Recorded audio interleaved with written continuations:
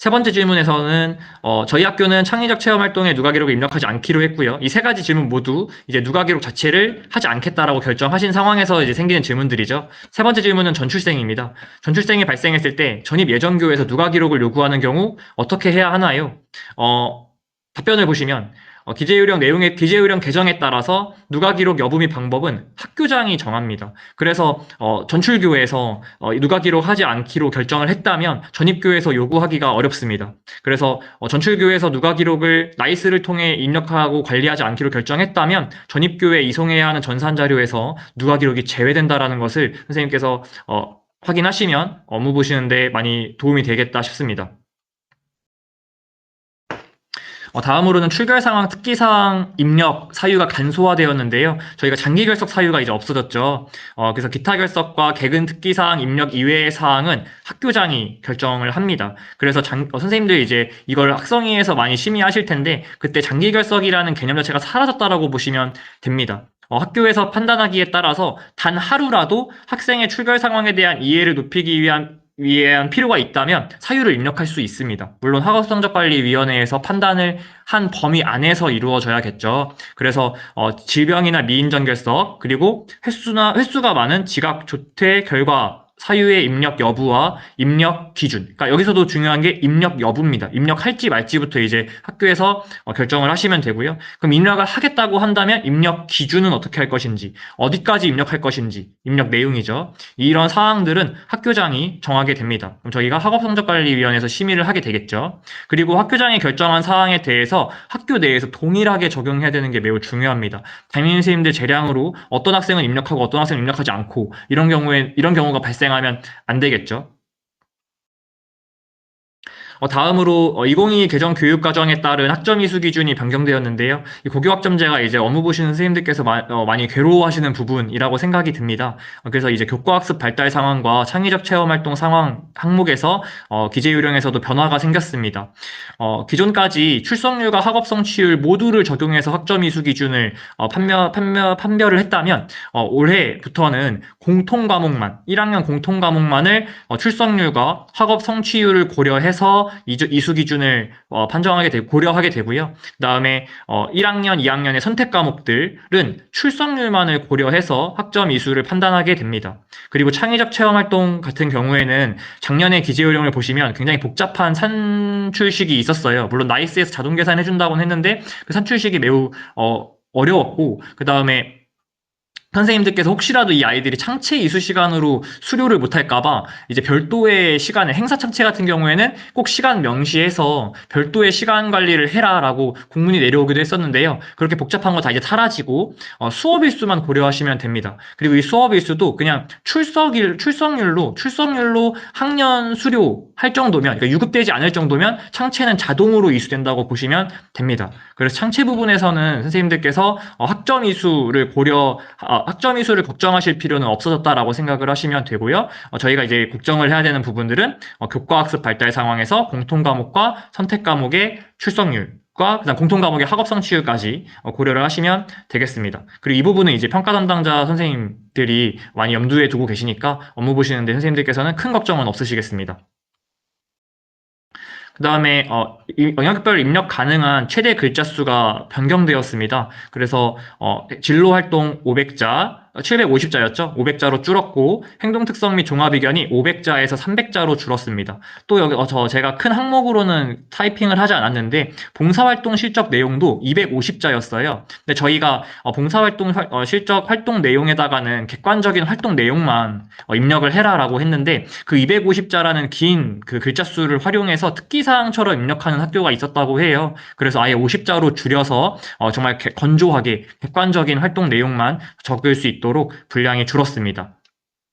그래서 이 부분도 확인해 주시면 되고요. 선생님들께서 많이 질문해 주시는데 이것도 아직 나이스에서 제가 얼마 전 지난주에 질문 받기 전까지는 질문 받을 때까지만 해도 아직 나이스에서는 기능 개선이 이루어지지 않은 걸로 알고 있습니다. 근데 곧 개선될 거니까 기다려 주시면 감사하겠습니다. 자, 여기까지가 주요 개정 사항에 대해서 세부적으로 안내를 해드린 부분이 있고요. 제가 지금 피드백을 받기로는 이 체험 모니터 화면과 제 음성이 좀 이렇게 화면이 좀 못 따라간다고 해요. 그래서 제가 선생님들께서 좀 양해해 주셨으면 감사하겠다는 말씀과 함께 말을 천천히 해보겠습니다. 다음 세 번째 항목으로는 학교 생활 기록부를 이제 항목별로 이해해 볼 건데요. 먼저 기재 요령을 제일 먼저 펴면 가장 먼저 확인할 수 있는 게 일러두기입니다. 일러두기에서는 크게 두 가지를 선생님께서 유의해서 보셔야 되는데 학교생활기록부 기재요령은 공정성과 신뢰성을 제고하기 위해 활용하고 있는 책자입니다. 그래서 시도교육청이나 교육지원청, 학교 현장에서 임의로 변경하여 적용할 수 없습니다. 즉 기재요령에서 안내하는 방향에 따라 기재요령에 안내하는 방향에 따라서 작성 및 관리를 하라라는 건데요. 아래 세 가지 사례를 통해서 이게 잘 지켜지지 않는다는 걸 저희가 알 수 있습니다. 그래서 입력 글자 수 초과를 이유로 특정 영역의 내용을 타 영역에 입력하는 경우가 매년 컨설팅에서 확인이 되고 있습니다. 예를 들면은 진로 활동에 기재하기로 하고 행사를 진행했는데 그 아이가 진로 활동에 이미 다른 활동을 충분히 한 거죠. 그럼 이제 자율 활동은 비어 있다고 해서 진로 활동으로 한 활동을 자율 활동에 적는다든가 하는 문제들이 계속해서 확인이 되고 있습니다. 그래서 선생님들께서 유의하셔서 점검하실 때 이런 부분을 꼭 선생님들께 안내를 하셨으면 좋겠습니다. 사례 두 번째로는 봉사활동 실적 활동 내용에 특기사항을 드러낼 수 있는 정성적인 평가 내용을 입력하는 아까 말씀드린 것처럼 250자나 되었기 때문에 아예 특기사항처럼 입력하는 경우가 있었다는 거. 50자로 줄면서 이제 그런 부분도 많이 사라지겠죠. 세 번째 항목입니다. 세 번째 사례입니다. 학교생활기록부 서술형 항목을 입력할 때 특수문자나 이제 문단기 구분 기호 입력은 지양한다라고 되어 있습니다. 그래서 특수문자나 문단 구분 기호는 사용을 지양해 주셨으면 좋겠고요. 저희가 어떤 부분을 생각하면 이해하기 쉽냐면 문장 부호 수준에서 뭐 작은 따옴표, 큰 따옴표, 마침표, 쉼표 이런 거 정도까지는 가능하다는 거 이걸로 이제 현장에 있는 선생님들과 의견을 공유해 주시면 이런 컨설팅에서 확인되는 사례가 많이 줄어들 것 같습니다. 두 번째로는 기재유령에 제시된 일자 표기 방식인데요. 나이스에서 사용하는 방식을 적용하기로 되어 있습니다. 그래서 밑에 보시면 숫자 8개, 그 다음에 점 3개, 그 다음에 물결이 아니라 짝대기를 통해서 저희가 입력하고 있다는 걸 알 수 있죠. 그래서 선생님들께서 창체 특기사항을 입력하실 때 활동명 옆에 이제 일자를 같이 표기해 주시는데 그 부분에서 오류가 많이 발생합니다. 그래서 기재요령에서는 반장, 즉 반장이나 부반장 같은 학생자치 활동을 기재할 때는 임원의 재임 기간을 반드시 명시하라고 하고 있기 때문에 그것 이외에는 일자 표기에 의무사항을 두고 있지 않습니다. 그래서 괜히 글자 수도 많이 잡아먹고 하니까 선생님들께서 불필요하시다면 굳이 입력하지 않으셔도 됩니다. 물론 재임 기간 입력할 때는 반드시 입력해야 되지만 괜히 다른 활동에서 활동명 옆에 바이트 를 일자 표기 방식을 하셨을 때 오류가 많이 발생하기도 한다라는 거 유의해 주시면 감사하겠습니다. 학교생활기록부 작성 시 유의사항인데요. 이 부분은 선생님들께서 아마 올 한 해 가장 많이 펼쳐보게 될 페이지가 아닐까 생각이 듭니다. 첫 번째부터 하나씩 살펴보자면 학교생활기록부는 학생의 성장과 학습 과정을 상시 관찰, 평가한 누가기록 중심의 종합기록이어야 된다라는 게 명시가 되어 있는데요. 이것 때문에 교사가 직접 상시 관찰하고 평가한 누가기록이 돼야 된다라고 얘기가 되어 있어서 AI 문구도 그렇게 삽입이 되는 거고요. 그다음에 두 번째 보시면 학교생활기록부에는 학교 교육 계획이나 학교 교육 과정에 따라 학교에서 실시한 각종 교육 활동에 대해서 기재하는 것이 원칙이다라고 되어 있습니다. 여기서 말하는 학교 교육 계획, 학교생활기록부 기재요령에서 말하는 학교 교육 계획이라는 것은 학교 교육 계획서를 포함해서 학교장 승인 절차를 거치게 되는 내부 결제 절차도 포함을 하고 있습니다. 그래서 이 학교 교육 계획과 학교 교육 과정은 정규교육 과정으로서 1교시부터 7교시에 이루어지는 활동을 말하는 거고요. 이 두 기준에 따라서 기재하게 됩니다. 그래서 교회 활동을 입력할 수 없는 근거가 바로 여기에 있다라고 생각을 해주시면 되고요. 세 번째 항목입니다. 세 번째 항목에서 선생님들께서 이제 많이 질문을 많이 주고 계십니다. 사교육 유발 요인이 큰 사항으로서 학교생활기록부의 어떠한 항목에도 기재할 수 없는 내용들은 아래와 같습니다. 이 부분에 있어서는 작년까지 작성된 기재요령 책자의 내용과 동일하기 때문에 선생님들께서 그냥 들어주시면 되는데 각종 공인 어학시험 참여 사실과 그 다음에 나항을 보시면 대회 참여 사실 포함해서 대회라는 표현 자체를 저희는 사용할 수가 없죠. 기재요령 61쪽을 펴시면 대회 용어 사용 자체를 사용을 금지하고 있다는 것을 알 수가 있습니다. 그다음에 다항을 보시면 교회상 기재 불가하죠. 교회상 같은 경우에는 특히 이제 교회상을 입력하지 않는다는 건 선생님들께서 너무 잘 알고 계시는데 졸업상 시상 할 때 주의가 필요하겠습니다. 그 졸업식 때 저희가 여러 상을 주게 되는데 기능상, 예능상처럼 교회에서 이제 상 받아와서 학교의 명예를 높였다라는 것을 근거로 교내상, 기능상, 예능상을 졸업식 때 수여하는 경우가 있습니다. 수여할 수는 있겠죠. 수상대장까지 나갈 수 있겠지만 학교생활기록부의 수상 경력에 반영을 하시면 안 되겠습니다. 그래서 교회상을 근거로 수상하게 되는 시상하게 되는 교내상은 학교생활기록부 기재요령에 학교생활기록부의 수상 경력에 반영하시면 안 된다라는 것도 꼭꼭 확인해 주시면 감사하겠습니다.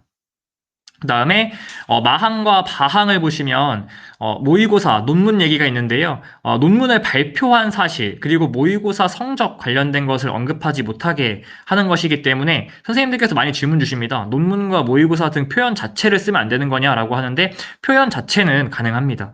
근데 표현을 하다 보면 이런 의도를 가지고 쓰게 되면 안 되는 거겠죠. 그래서 표현 자체를 금지하고 있는 것은 아니다라는 것도 확인해 주세요.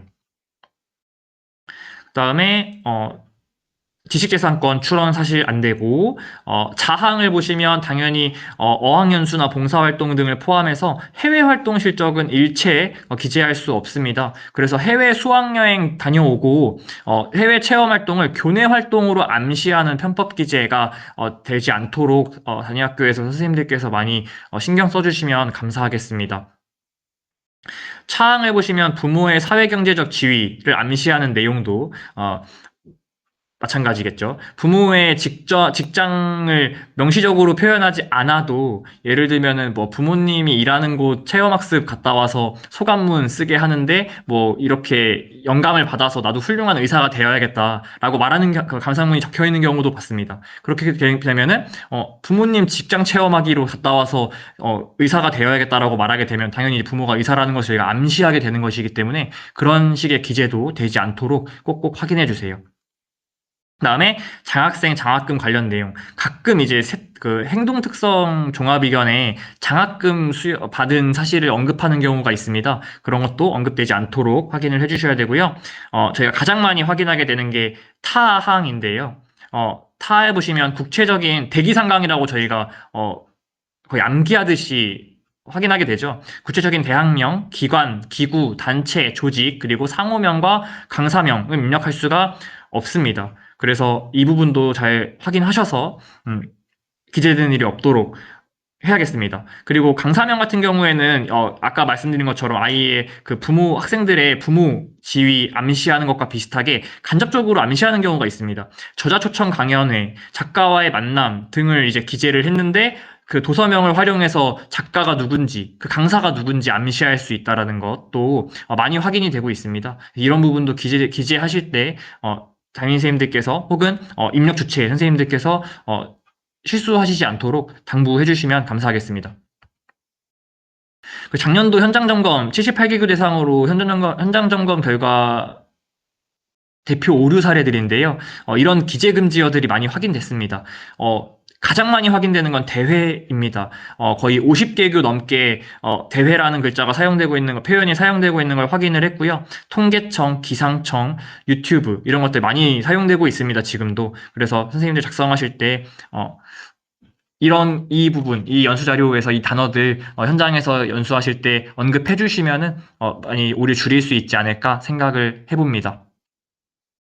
그 다음에 네 번째 항을 보시면 학교생활기록부에서는 학교 암시, 고교 블라인드와 관련된 건데요. 학교를 나타내는 그런 출신 학교를 암시할 수 있는 내용들은 일체 사용할 수가 없습니다. 근데 예를 들면 저희가 지역명은 학교명은 당연히 입력하지 않더라도 지역명은 입력할 수 있도록 따로 별도의 기재 금지를 하고 있지 않습니다. 근데 이제 그 지역을 언급을 했는데 그 지역에 그 학교가 하나밖에 없다면 고등학교가 그 학교밖에 없다면 당연히 그 고등학교를 유추할 수 있겠죠. 이 경우에는 그때 사용되는 지역명은 고교 블라인드에 해당이 됩니다. 그래서 기재를 하면 안 된다라는 거 또 말씀드리고 싶습니다. 가령 예를 들면 청주라는 지역 당연히 가능하겠죠. 청주라는 지역명을 사용할 수는 있겠으나 좀 더 좁게 들어가서 오송이라는 지역명을 사용했을 경우에는 오송에는 오송고등학교 하나밖에 없거든요. 그래서 그런 것도 그럼 그때는 오송이라는 단어를 사용할 수가 없겠죠. 네. 그다음에 다섯 번째로 넘어가면 이게 이제 개정 신설된 내용입니다. AI와 관련된 내용 꼭꼭 확인하셔서 선생님들께서 지금 평가에서도 선생님들 지금 평가 계획서 다 제출하셨을 텐데요. 그 평가 계획서 작성하실 때도 수행 평가 운영하거나 할 때 있어서 학생들 AI 사용 여부 잘 통제해라라는 것도 있을 겁니다. 그만큼 학생에게 있어서도 그다음에 입력 주체인 교사에게 있어서도 AI 사용 자체는 기재 요령에서 매우 중요하게 다루고 있는 부분이니까 잘 살펴봐 주시면 감사하겠습니다. 그다음에 6항을 여섯 번째를 보시면 학부모 등의 기재 관련 부당 요구는 위법 행위라는 거 강조하고 있고요. 8번을 보시면 기재 방법은 준수하되 기재 예시는 참고 자료다라고 언급하고 있습니다. 선생님들께서 이제 입력하시면서 기재 예시에는 이렇게 되어 있는데 꼭 예시대로 해야 되나요? 라고 많이 질문을 해주고 계세요. 기재 예시는 참고 자료입니다. 그래서 단위 학교 상황에 따라서 기재 예시를 참고하여 상황에 맞게 변경해서 사용하시면 되겠습니다. 다만 예시 말고 기재 방법은 준수하셔서 기재 요령의 틀에서 벗어나서 업무가 처리되는 일이 없도록 유의해 주세요. 다음으로 학교생활기록부 관련 문의 방법입니다. 기재요령에서 명시하고 있는 것은 행정업무 운영 및 혁신에 관한 규정에 따라서 기재요령 해석에 대한 질의는 직근 상급 행정기관에 하여야 한다라고 명시하고 있습니다. 그래서 단위학교에서 선생님들께서 현장에서 업무 보시다가 궁금한 사항이 생기실 때는 교육지원청이나 시도교육청에 질의하게 되는데 저희도 같은 경우에는 그 중간에 소통 메신저 대화방을 운영을 하고 있죠. 그래서 지금은 학교생활기록부 현장지원단 및 담당 장학사께서 그 단톡방에 들어와 계셔서 질의를 확인하시고 답변을 제공하는 방식으로 소통이 이루어지고 있습니다. 그래서 이 대화방이 오랫동안 운영된 게 아니라 작년에 거의 본격적으로 운영이 되었던 거라서 저희가 지금 질서를 만들어가고 있는 과정이라고 생각을 해주시면 되겠는데요. 소통 메신저 이용 시 아래의 내용을 꼭꼭 확인해 주셨으면 감사하겠습니다. 저희가 이제 작년 동안 운영을 해보고 올해는 이런 식으로 좀 바뀌었으면 좋겠다. 질서가 만들어졌으면 좋겠다라는 부분들인데요. 첫 번째, 질의 전에 다른 선생님들의 질의와 그에 대한 답변을 먼저 확인해 주세요. 지금 같은 경우에는 질문이 반복되거나 질문량 자체가 많지는 않습니다. 근데 저희가 이제 업무 담당자 선생님들께서 그 질문이 몰리는 시즌이 있습니다. 학기 말, 학년 말 같은 경우에 선생님들께서 많은 부분들이 궁금해하는 부분들이 많이 생기는데 그 궁금한 내용들이 많이 겹칩니다. 그래서 몇 번의 스크롤과 컨트롤 F 검색 기능을 통해서 유사한 상황에 대한 질의와 그에 대한 답변을 확인하실 수 있기 때문에 질의하시기 전에 우리 학교와 같은 상황과 관련해서 질의가 있었는지 혹은 없다면 어떻게 질문해야 할지 확인을 해주시면 감사하겠습니다. 두 번째로는 기재 요령 몇 쪽에 있는 어떤 내용과 관련된 사항입니다라는 것을 이 문구를 꼭 포함해 주셨으면 정말 감사하겠습니다. 대화방은 단위 학교에서 기재 요령을 확인했음에도 해석이나 실무 적용에 어려움을 겪는 경우에 선생님들의 이제 불편을 최소화하기 위해서 만들어졌습니다. 그래서 질의 중에 많은 부분이 기재 요령에서 확인 가능하기 때문에 기재 요령을 먼저 살펴보시고 그 기재 요령을 딱 읽었더니 해석이 너무 어렵다 할 때 그 페이지 수와 함께 알려주시면 현장 지원단 선생님들께서도 바로 그 페이지로 가서 확인을 할 수가 있겠죠. 그냥 날것으로 질문이 들어오게 되면 그 질문이 어떤 항목에 해당되는지 기재 요령 몇 페이지에 있는지를 지원단 답변해 주시는 선생님들께서 다 확인을 하셔야 되거든요. 그래서 현장 지원단 선생님들도 쉬는 시간이나 점심시간 혹은 뭐 방과 후에 분주한 시간을 보내고 있는 중에 답변을 해주고 계시기 때문에 질의하시기 전에 기재 요령을 확인해 주시는 수고를 함께 나눠주시면 정말 정말 감사하겠습니다. 세 번째로는 질의의 성격을 확인해 주셨으면 감사하겠습니다.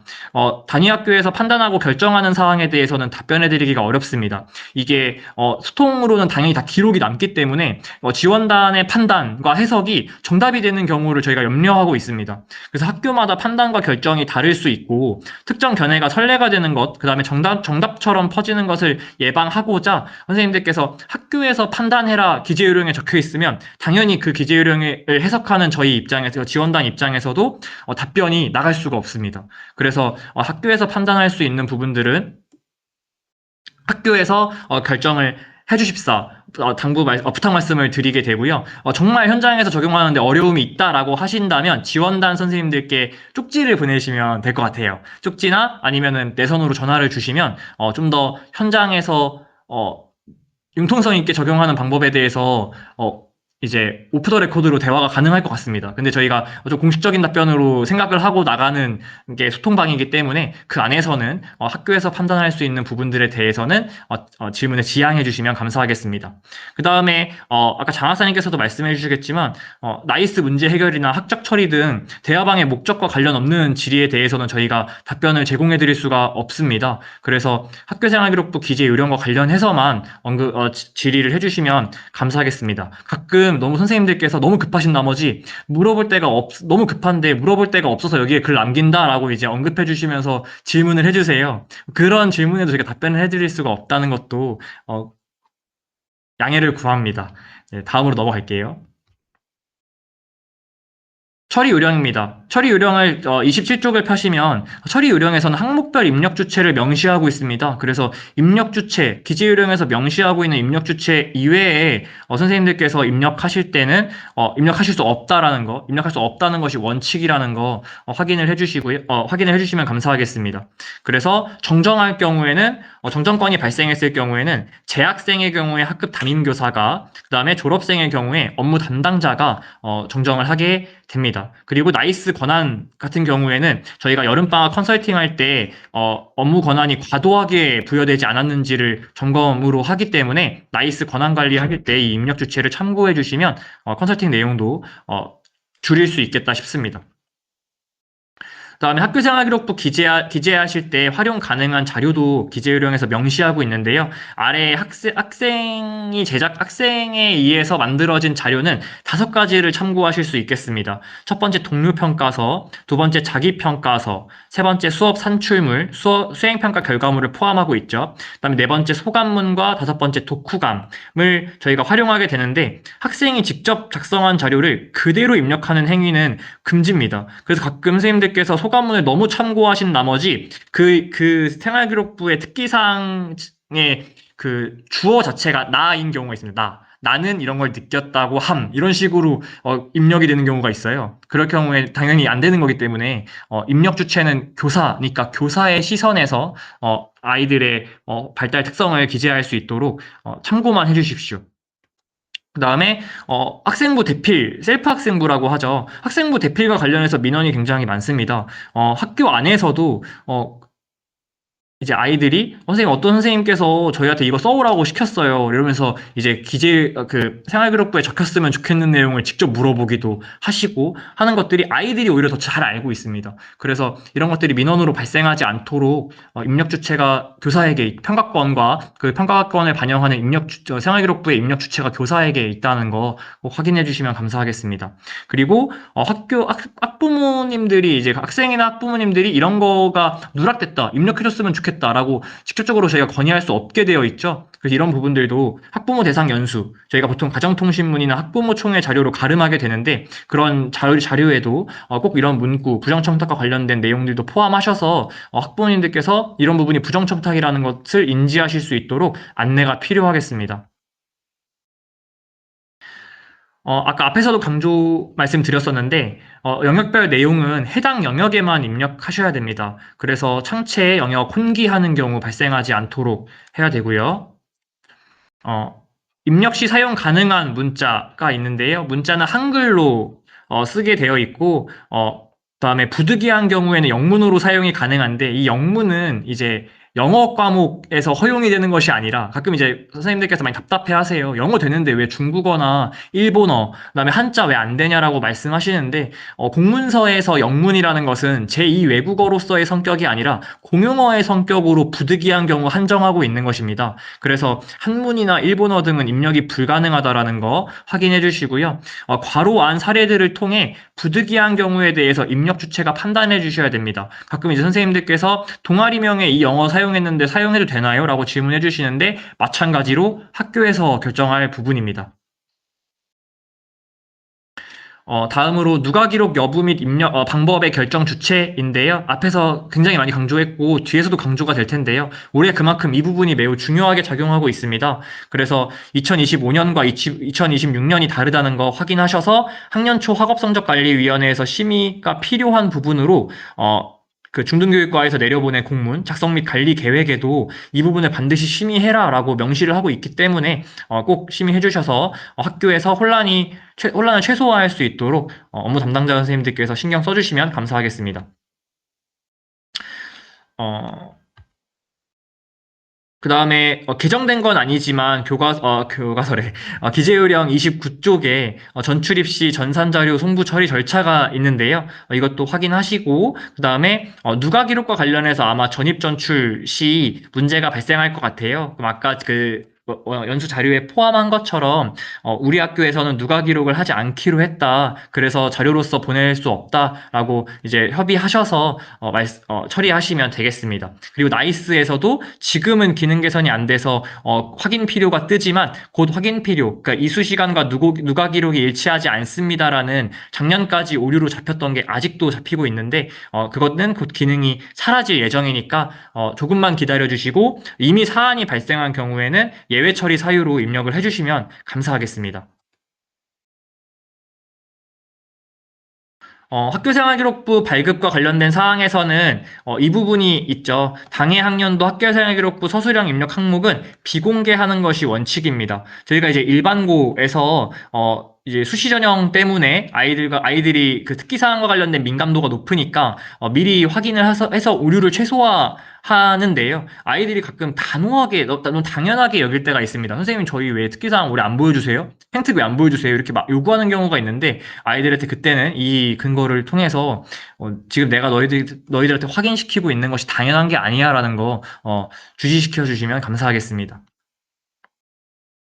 그다음에 서술형 항목 입력 시에는 특수문자나 문단기호 입력 지양해 주시면 되고 그다음에 서술형 문장은 너무 당연하게 명사형 어미로 종결해야 하는데 작년 여름방학 컨설팅 결과 78개 교 컨설팅 중에서 약 40개 교에서 명사형 어미로 종결하지 않은 사례가 다수 확인됐습니다. 2024학년도 컨설팅에서는 명사형 어미로 종결되지 않은 것, 무엇 했다라고 끝난 문장 을 사용한 학교가 한 개 있었거든요. 근데 작년에 40개 넘는 학교에서 명사형 어미로 종결하지 않은 사례들이 확인이 되었어요. 아마 챗GPT나 생성형 인공지능 사용과 관련이 있을 것 같습니다. 그냥 감히 추측하건데. 그래서 선생님이 보조도구로 활용하시더라도 최종 점검에서 당연하게 저희가 활용하던 숙지해오던 기재요령에서 벗어난 기재가 되지 않도록 반드시 확인해 주시기 바랍니다. 그래서 처리 요령과 관련해서 오류 사례들이 있는데요. 계속 말씀드리는 부분입니다. 영역 혼기과 관련된 겁니다. 창체 자율에 적기로 한 것을 진로에 적는다든가, 아니면 창체에 적혀야 될 내용이 행발에 적힌다든가, 아니면은 그 개인 세특에 적힌다든가 하는 사례들이 많이 나왔습니다. 그래서 이런 부분들 확인하셔서 오류 최소화할 수 있도록 해주시면 감사하겠습니다. 다음은 인적 학적 사항입니다.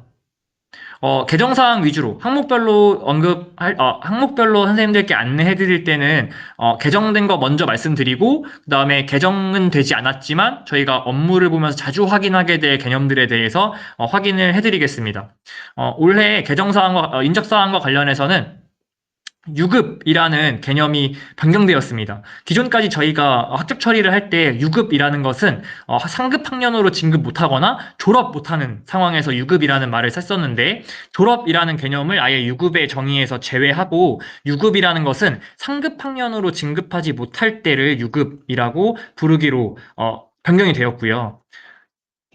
그에 따라서 졸업유예라는 개념이 신설되었습니다. 그래서 졸업유예는 고교학점제 적용에 따라 수업일수의 3분의 2 이상 출석하여 출석일수 기준은 충족하였으나, 그러니까 출석률과 학업 성취율이 있다면 출석률은 충족하였으나 학점, 그러니까 성적이 안 돼가지고 이제 졸업을 못하는 학생들이 졸업유예라는 개념이 적용이 되는 것이죠. 그리고 변경된 것은 아니지만 인적사항에서는 개정된 게 별로 없습니다. 그래서 유급이라는 개념이 변경되었고 유급이라는 개념이 변경됨에 따라서 졸업 유예가 신설되었다는 것만 확인해 주시면 되겠고 이제 각 학교에서는 졸업 유예를 막기 위해서 아마 최선을 다하게 되겠죠. 저희가 최성부나 추가 학습을 통해서 많이 예방을 할 것 같습니다. 그다음에 개정된 것은 아니지만 저희가 학생정보 변경 절차와 누가 기록, 주소 누가 기록과 관련해서 많이 질의를 해주세요. 그래서 학생정보를 변경할 때에는 신입생의 경우에는 학생정보 변경 시 수정 처리합니다. 대신에 신입생의 개명은 정정 절차에 따라서 처리를 하게 되고요. 재학생과 졸업생의 정보 변경은 정정 처리를 하게 됩니다. 그래서 수정과 정정의 개념이 다르니까 신입생의 학생정보, 개명을 제외한 학생정보 변경은 수정, 그다음에 재학생과 졸업생은 정정이라는 것을 통해서 절차 진행해 주시면 되겠습니다. 그다음에 주소 누가 기록과 관련해서 말씀드리자면 행정정보 이용 동의를 통해서 주소를 이제 저희가 한 번에 반영을 하죠. 외부에서 가져오죠. 그때 주소가 한 글자만 달라도 중복 주소가 들어와 버립니다. 예를 들면은 아파트명이 바뀌어서 표기되는 주소가 바뀌어서 그대로 중복 주소로 들어와 버리는 경우가 발생하거든요. 그래서 담임 선생님들께서 행정정보 이용 동의를 통해서 외부에서 주소를 제공받으실 때 표현만 달라질 뿐 같은 주소라면 중복 주소를 따로 삭제를 해주셔야 됩니다. 그래서 여름방학 컨설팅 때 주소 누가 기록 부분도 항상 인학적 사항과 관련해서 확인되는 오류니까 이 부분도 점검을 해주세요. 그다음에 전출일과 전입일 사이의 기간 처리 방식이 꽤 구체적으로 적혀 있는데요. 저희가 확인해야 될 부분은 신입생들도 학년도 시작일, 즉 3월 1일로 학적 생성이 된다라는 걸로 바뀌었죠. 그리고 이 부분은 농어촌 전형과 관련해서 매우 중요하겠습니다. 그래서 농어촌 전형 지원 시 신입생 1학년 학생들의 입학일부터가 이제 농어촌이 카운트가 되니까 매우 예민하거든요. 그래서 이 부분에서 오류가 발생하지 않는지 농어촌교 해당되시는 선생님들께서는 꼭 확인해 주시면 감사하겠습니다. 다음으로 인학적 사항과 관련해서 유급, 재입학, 편입학, 복학생 입력 방법과 관련해서 말씀을 드리겠습니다. 이 부분은 제가 따로 언급할 필요 없이 기재요령에서 예시와 함께 매우 자세하게 언급을 하고 있습니다. 그리고 기재 예시가 아니라 기재 방법이라고 했기 때문에 저희가 이 방법을 반드시 준수를 해야 될 텐데 중복 기간 동안의 내용은 학교생활기록부 정정 절차에 따라서 삭제한다라는 것에 유의하셔서 기재요령의 안내에 따라 절차를 진행하시면 되겠습니다.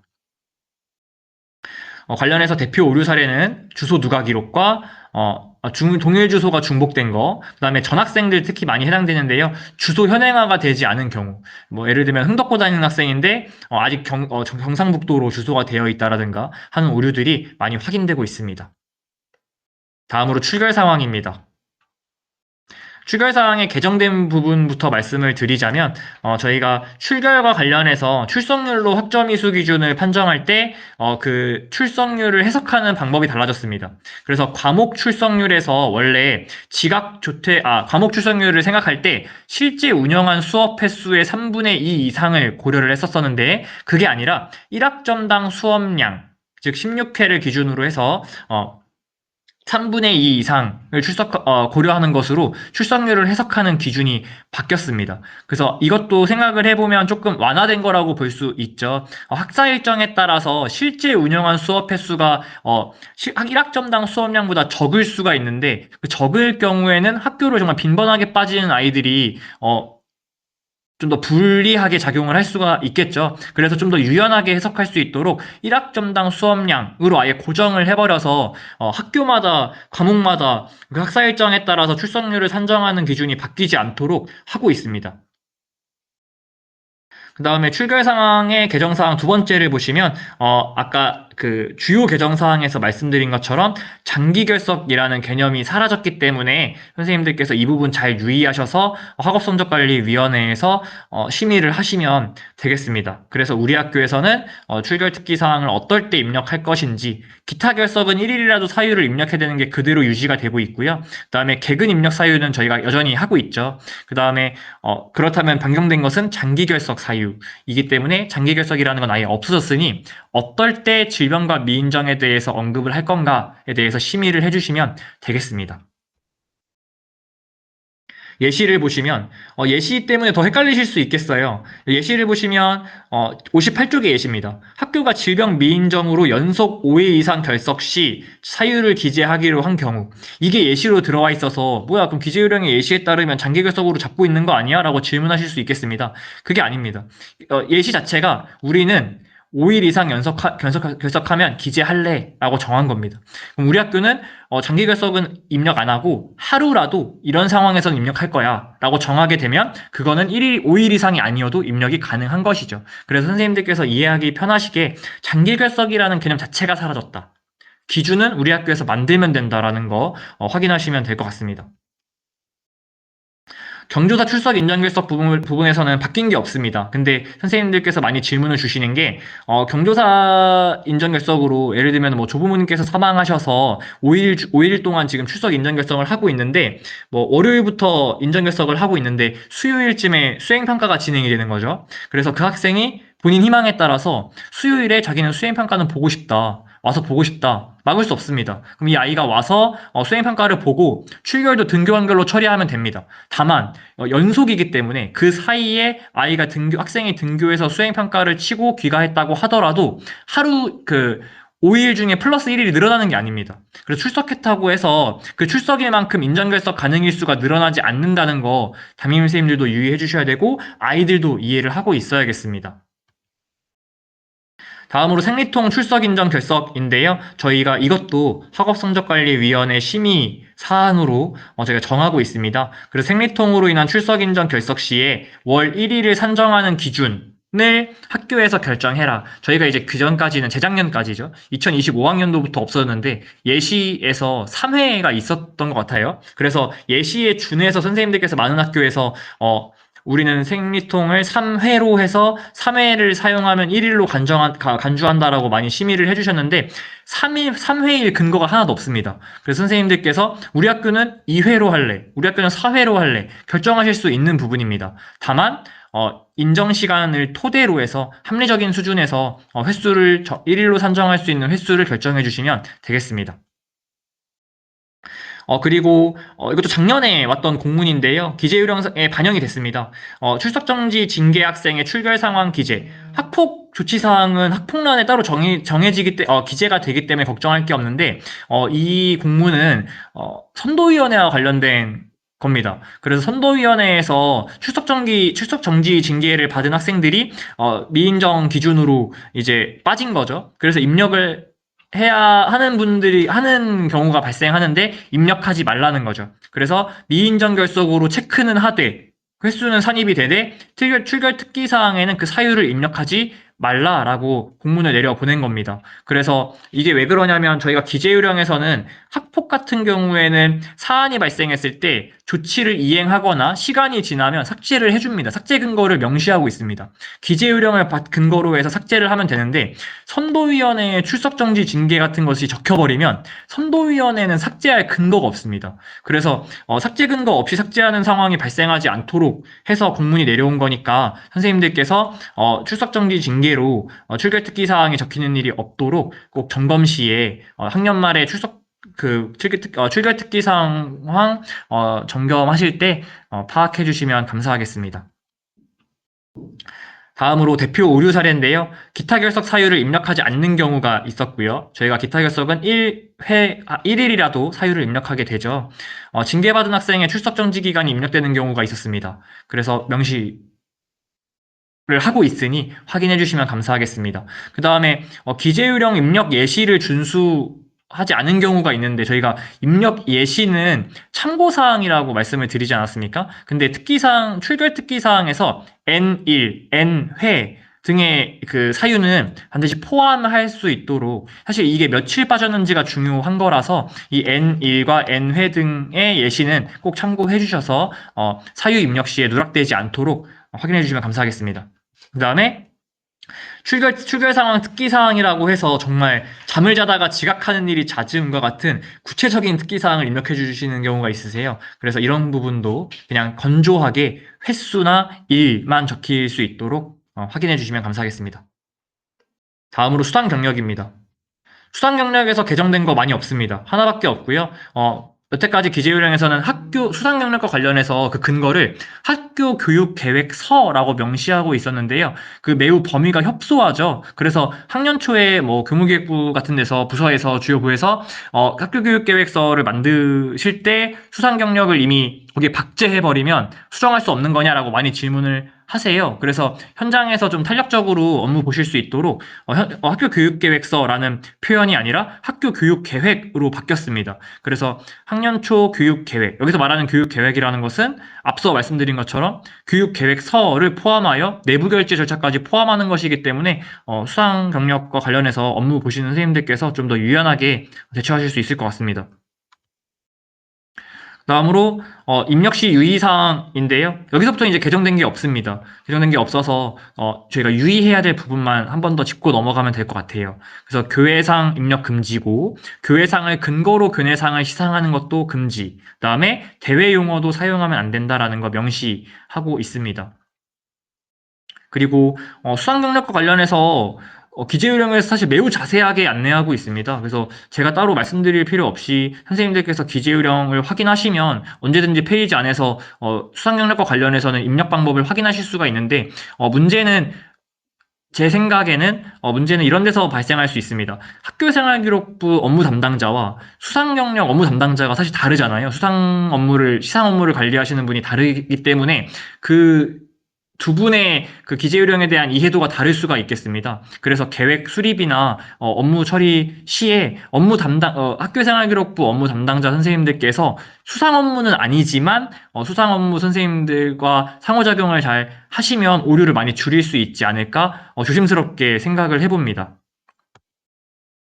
그래서 어떤 부분이 오류가 많이 되냐면 시상계획 운영 시기를 시행학기로 설정하지 않은 경우 저희가 시행학기로 바뀌기 전에는 시행월이었죠. 그래서 아직까지도 학교 교육계획 수립하실 때 시행월로 하시는 경우가 있습니다. 그래서 시행학기로 바꿔주시면 감사하겠습니다. 그리고 수상명이 저희가 이제 수상경력 그 학교 교육 계획에 따라서 시상 계획을 수립할 때 그 계획과 그다음에 학교생활기록부 수상 경력에 기재되는 내용이 일치하도록 안내를 하고 있습니다. 그래서 수상명 등을 포함해서 수상 경력과 관련된 모든 정보가 시상 계획과 이루어지고 있는지 확인을 해주시면 감사하겠습니다. 그다음에 이런 건 좀 유의할 부분인데요.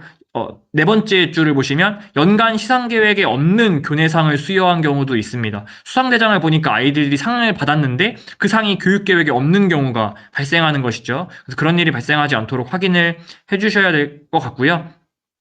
그 다음에 여기 맨 밑에서 두 번째 사례를 보시면 교과목에 정식 명칭을 입력하지 않은 경우도 많이 있습니다. 그래서 뭐 기술.가정, 사회.문화 할 때 그 과목 명칭 정확하게 사용되고 있는지도 확인이 필요한 부분입니다. 사실 이제 학교생활기록부 업무 담당자 선생님들께서 봐야 할 부분들이 너무 많죠. 그리고 이게 계속 의식을 하다 보니까 학년 말에 또 수상 경력도 이렇게 보다 보면 확인이 됩니다. 그래서 너무 수고스러우시겠지만 시상 업무 담당자 선생님과 함께 상호작용을 잘 하셔서 오류를 최소화할 수 있도록 도움을 주시면 감사하겠습니다. 자격증과 관련해서는 개정된 거가 하나밖에 없습니다. 그래서 기재요령 66쪽을 보시면 여기 2항의 두 번째 보시면 교육부 장관이 정한 자격증이라고 해서 학교생활기록부에 기재 가능한 자격증의 조건을 보다 명료화하고 있습니다. 그래서 특성화고에서 특히 많이 자격증 다루실 텐데 자격증과 관련된 항목을 좀 더 명료화하고 있으니 업무 보실 때 많이 편해지셨으면 좋겠다는 생각이 있습니다. 다음으로 학폭 조치 사항입니다. 학교폭력 조치 사항과 관련해서도 기재요령이 꽤 자세하게 안내를 하고 있고, 어디까지나 학폭 조치 사항 업무 처리를 할 때 학교생활기록부 업무 담당자 선생님들께서는 협조의 위치에서 있는 거기 때문에, 이런 부분 정도만 확인을 해주시면 될 것 같습니다. 삭제 절차인데요. 기재요령에서 꽤 자세히 명시하고 있습니다. 그래서 기재요령에서 안내하고 있는 절차에 따라서 삭제를 해야 하는데 사실 삭제하는 것 자체가 업무 담당자 선생님들의 역할은 아니겠습니다. 그러나 만약에 이게 삭제가 안 돼서 내년도에 확인이 되면 꽤 큰 정정권으로 문제가 생기니까 그 정정을 막기 위해서 사실 정정과 관련된 부분은 저희가 소관하고 있는 게 아니겠습니까? 그래서 정정권으로 발생하지 않기 위해서 협조자의 위치에서 그래서 한번 확인해 주십사 부탁을 드립니다. 그래서 아마 학폭 기재유보관리대장과 학폭조치사항 기재관리대장은 저희가 여름방학 컨설팅 때도 확인하는 서류 중에 있으니까요. 지금쯤 선생님들께서 한번 확인하셔서 올해 삭제해야 하는 아이들이 있나? 같은 것들 점검하실 수 있겠습니다. 삭제 시기 다 한 것 같고요. 기재요령에서 명시하고 있습니다. 어, 기재유령에서 확인이 안 되지만 제가 공문으로 확인할 수 있는 것 중에 하나가 뭐냐면 인성시민과에서 내려보낸 공문에 상급학교 진학 시에 상급학교 진학을 임박한 학생을 처리하는 사안에 대해서 그 절차를 명시하고 있습니다. 그래서 예를 들면 중학교에서 고등학교로 올라오는 2월에 아이가 사고를 친 거죠. 그럼 그 경우에 어떻게 처리를 해야 되냐에 대해서 명시를 하고 있고 명시 내용은 화면과 같습니다. 그래서 아마 심의위원회 개최를 요청한 학교는 그 상급학교 진학 전이니까 중학교가 되겠죠. 저희는 고등학교니까. 그래서 현재 학생이 재학 중인 학교는 고등학교가 되겠습니다. 그래서 심의위원회 개최를 중학교에서 요청을 하게 되면 교육지원청과의 협조를 통해서 저희 고등학교에서 이 아이가 그 조치 내용을 이행하는지를 확인하게 되고요. 생활기록부에 기재하는 것은 중학교에 기재를 하게 됩니다. 그래서 이 절차, 그다음에 절차 확인해 주셔서 업무 보시는데 꽤나 이 부분과 관련해서도 많은 분께서 질문을 해주고 계십니다. 그래서 이거 공문 확인하셔서 업무 처리하시는데 도움이 되었으면 좋겠습니다. 다음으로 학교폭력 조치사항 관리와 관련해서 대표 오류 사례 말씀드리겠습니다. 학교폭력 가해 학생 조건부 기재 유보 관리대장 관리가 미흡한 경우가 다수 확인됩니다. 여름방학 컨설팅 때 말씀드리는 거고요. 사례가 없어도 관련 대장은 구비를 하셔서 관리를 하셔야 됩니다. 그래서 가끔 기재 유보 관리대장을 여름방학 때 안 가져오시거나 하셔서 선생님 왜 안 가져오셨을까요? 여쭤보면은 저희가 사안이 없어요 라고 말씀하시는 경우가 있습니다. 그래서 사안이 없더라도 대장은 꼭 구비하셔서 관리해 주시면 감사하겠습니다. 그다음에 관리대장 학번 오류, 입력 누락 다양한 사례에 발생하고 있고요. 기재 내용과 관리대장 사이에 내용이 불일치하는 경우도 있었습니다. 꼭 확인해 주세요. 다음은 창의적 체험활동 상황으로 들어가야 되는데 창체와 그 다음으로 이어지는 교과 학습 발달 상황은 굉장히 분량이 많습니다. 그래서 지금 제가 말씀드리기 시작한 지 55분 지나고 있거든요. 잠시 쉬었다가 선생님들 다시 이어 진행하도록 하겠습니다. 장사님 10분 정도. 지금 55분이니까 3시 5분에 연수, 네, 3시 5분에 연수 다시 진행하도록 하겠습니다. 일부 수고 많으셨습니다, 선생님들.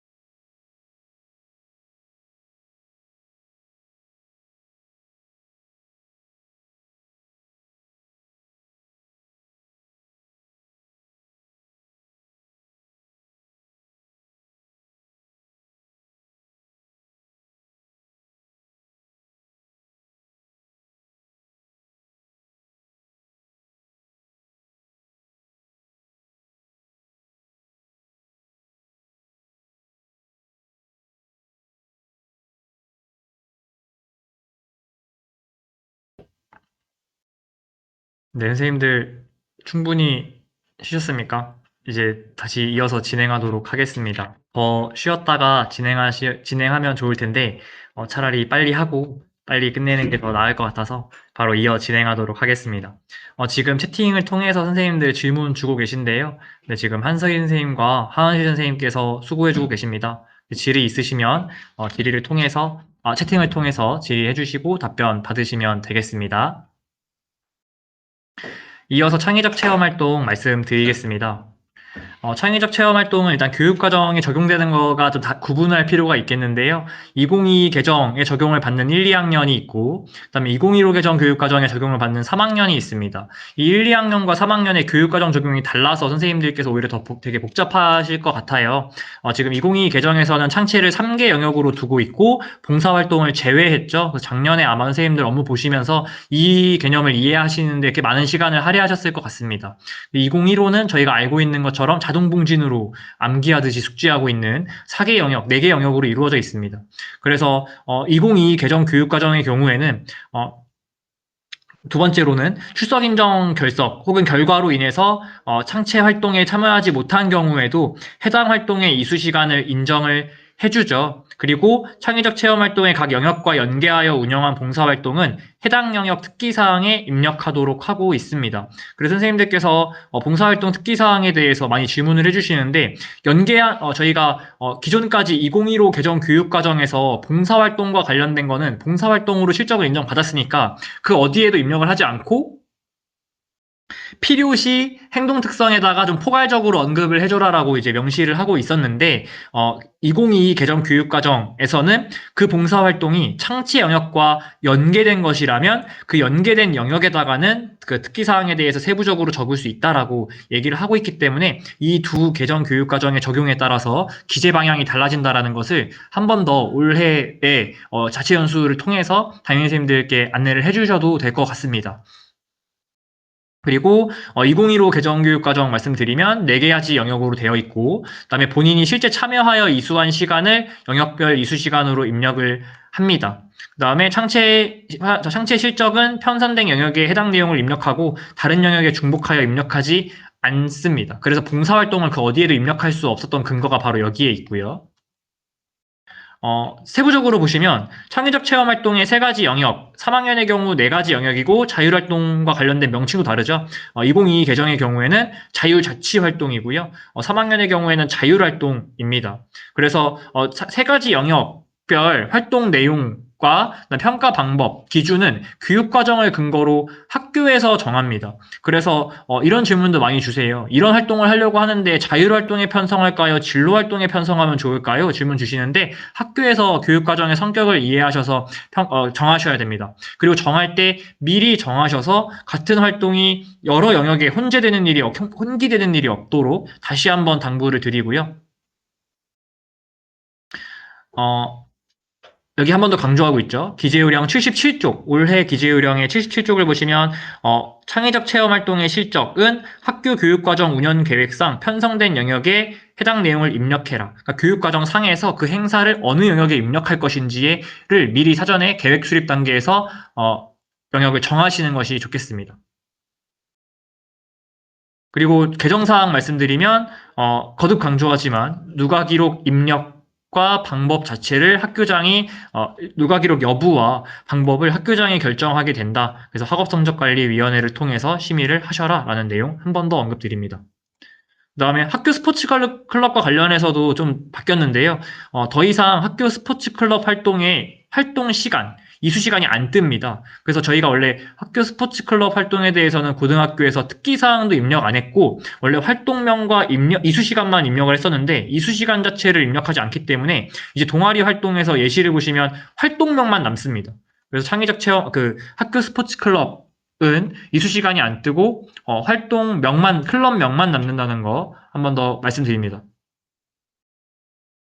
그래서 특기사항에 입력할 수 있는 활동, 저희가 이것도 자주 펴보게 될 텐데, 다의 1항을 아마 주로 많이 확인하시게 될 겁니다. 저희가 뭐 아이들이 외부 활동이 많은 건 아니고, 저희가 학교 교육 계획에 따라 학교가 주최하고 주관한 체험 활동을 근거로 해서 창체 특기사항에 입력을 하게 되고, 저희가 뭐 정규교육과정 이외의 시간, 즉 1교시에서 7교시 이외, 뭐 점심시간이든, 뭐 조회 시간이든, 아니면 뭐 공강 시간이든, 이런 시간을 활용해서 운영을 할 때 그 행사 창체를 어떤 근거로 입력해야 되냐 할 때 근거가 됩니다. 다의 1항이. 그래서 학교 교육계획에 따라 학교가 주최하고 주관한 체험활동은 이 세 가지 입력 조건을 모두 충족하면, 즉 학교 교육계획에 따른 것, 주로 저희가 내부 결제로 해결하고 있는 걸로 알고 있습니다. 그래서 내부 결제를 통해서 학교 교육계획이라는 걸 확인하고 학교에서 주최와 주관하고 국내 활동이라면 저희가 특기사항에 입력을 하게 되는 것이죠.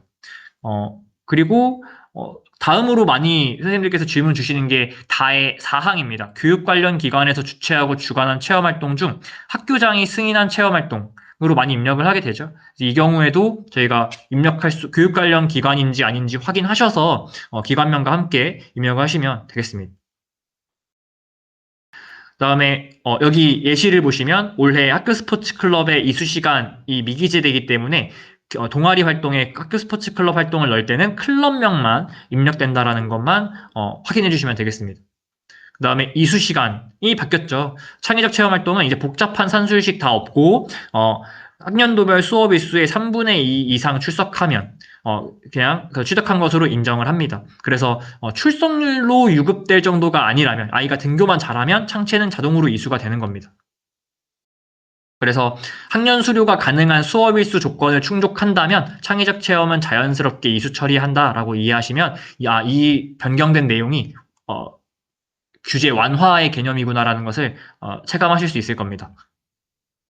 그다음에 특기사항을 보시면 아까 말씀드린 것처럼 기재 예시는 참고 자료이기 때문에 의미 변동이 없는 범위에서 다르게 기재할 수 있는데 이 부분에서 많이 확인하시죠. 선생님들께서 장기 결석 학생이라서 특기사항이 하나도 없다. 근데 전출을 간단다. 그러면은 특기사항에 뭘 입력해야 되는 거냐라고 물어보시는데 예시를 참고하시고 학교에서 판단하시면 됩니다. 그래서 저희가 그렇게 질문을 하셔도 지원단에서 문구를 만들어서 제공해 드릴 수는 없다라는 것도 확인을 해주세요.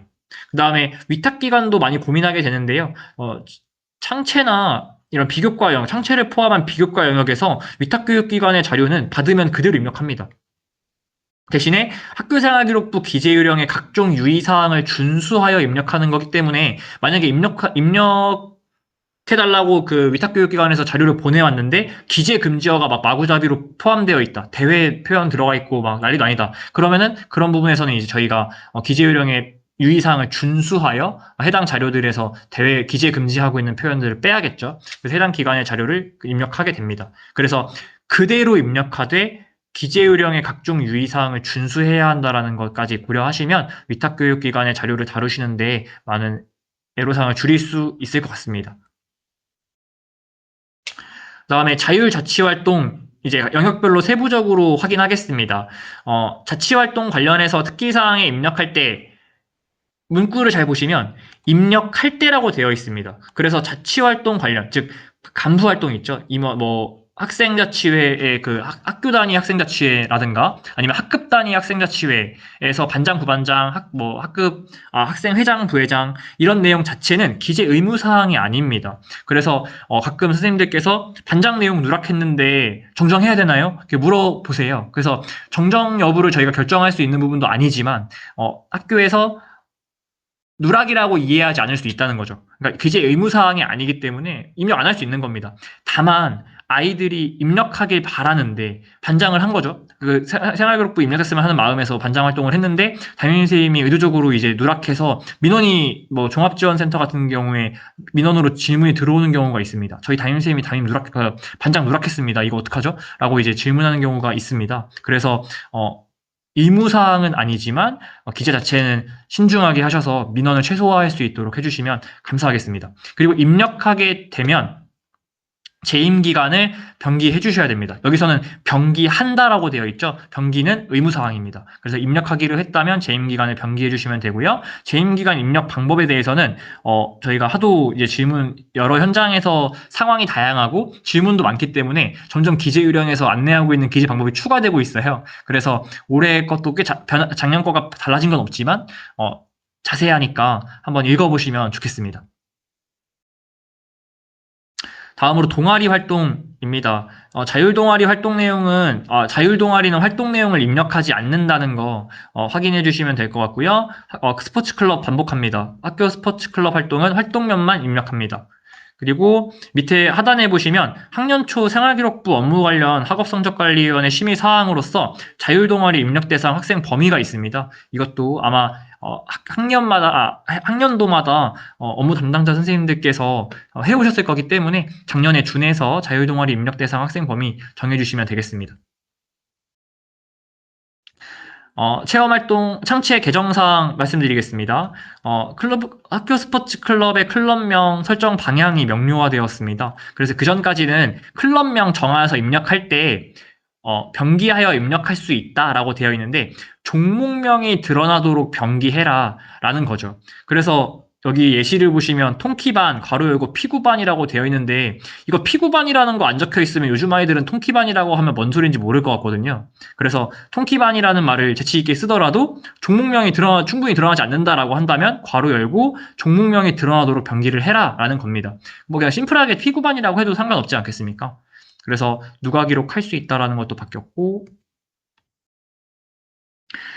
창의적 체험 활동, 진로 활동을 보시면 저희가 진로 희망 분야는 대입 전형 자료로 제공되지 않는다라고 되어 있는데 미제공과 미기재는 달라서 저희가 진로 희망 분야를 입력하기는 해야 합니다. 그래서 저희가 3학년 아이들 졸업시킬 때 저희가 그 1학기 때 1학기 때를 기준으로 해서 대입 전형 자료로 생성해서 보내지 않습니까? 그때 이제 글자 수 부족으로 진로 희망 분야 없이 그냥 진로 활동 바이트 수 꽉꽉 채워서 보내고 나서 학년 말에 수정 안 하는 일이 발생하는데 진로 희망 분야는 기재는 해주셔야 됩니다. 그래서 그 아이들이 진로가 명확하지 않더라도 현재 진로 희망 없음 등으로 사유를 입력하셔서 진로 희망 분야가 누락되는 일이 없도록 신경 써주시면 감사하겠습니다. 그리고 진로 활동의 나항을 보시면 진로 활동 특기 사항에 기재할 수 있는 내용이 있고요. 그다음에 라항은 특성화고에 주로 해당되는 내용이라서 특성화고 선생님들 기재 예시 참고해 주시면 되겠습니다. 꽤 많은 학교에서 이 예시를 참고하셔서 입력하고 있는 걸로 알고 있습니다. 다음으로 봉사활동입니다. 저희가 지금 선생님들이 교육과정이 변화하고 있는 과정 중이어서 과도기여서 아직까지도 이제 봉사활동이 창체에서 다뤄지고 있는데 엄밀하게 말해서 2022 개정교육과정에서 봉사활동은 창체 영역은 아닙니다. 그래서 혼동하시면 안 될 것 같고요. 그 다음에 2022 아이들 중에서 저희가 예를 들면 수요일 3교시가 자율활동인데 학교에서 수업 시수로 편성한 자율활동인데 그 아이가 그날 빠진 거예요. 출석 인정으로 빠졌습니다. 생리통 인정 결석으로 빠졌다면 이수 시간은 인정하기로 한 거죠. 저희가 기재 요령에서. 그러면 그날 자율로 연계해서 봉사활동을 계획했다. 그럼 봉사활동은 연계해야 되냐 말아야 되냐 질문을 주세요. 봉사활동은 여기 밑줄 친 것처럼 실제 봉사활동을 실시한 시간만을 입력하기 때문에 인정 결석으로 빠졌다면 봉사활동을 한 게 아니게 되니까 연계 버튼을 누르시면 안 됩니다.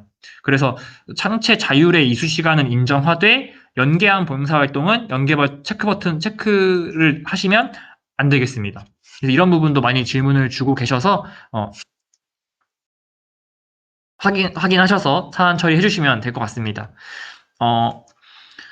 다음으로 개정사항에서 지금 그 3번 이 개정된 내용의 하단을 보시면 슬라이드는 하단을 보시면 2026학년도 1, 2학년의 경우 체험활동 영역과 연계한 봉사활동의 특기사항은 해당 영역에 기재할 수 있다라고 해서 연계 봉사활동의 특기사항을 적고 싶으면 어느 영역에 적으면 되는지 어느 항목에 적으면 되는지 명시해 주고 있는 겁니다. 선생님 많은 분들께서 행특에 적어도 되나요? 뭐 다른 데 적어도 되나요? 질문을 해주시기 때문에 여기 연계한 영역에 적어라고 알려주고 있는 거라고 생각을 하시면 되겠습니다.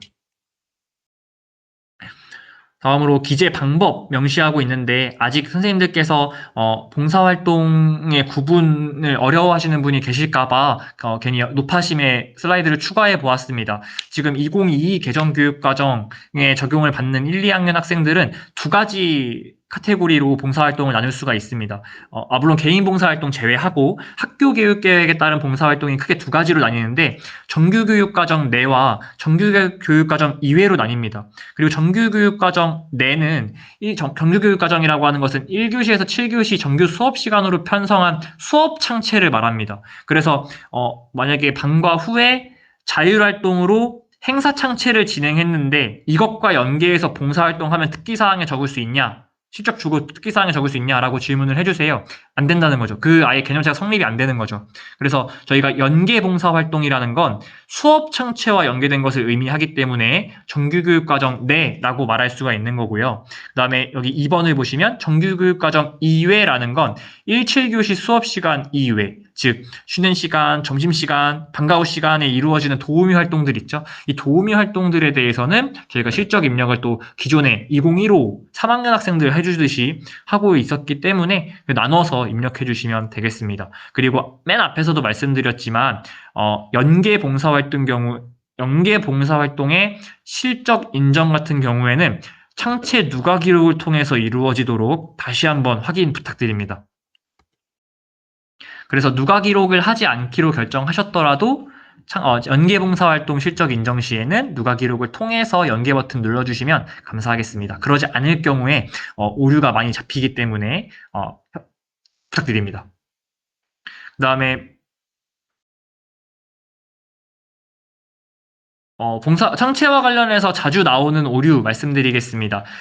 일자 표기 방식, 일러두기에서 말씀드렸었는데, 일자 표기 방식 너무 많이 오류가 나오고 있고요. 그다음에 활동 내용을 단순하게 서술하는, 나열식으로 서술하는 경우가 있습니다. 아이들의 개인적인, 개별적인 특성이 보이기보다는 그냥 이 학생이 아니어도 적힐 수 있는 세특이 단순하게 나열되어 있는 경우가, 특기사항이 나열되어 있는 경우가 있었고요. 그다음에 복사 붙여넣기 정말 많이 줄어들었는데 아직 확인되는 경우가 덜어 있습니다.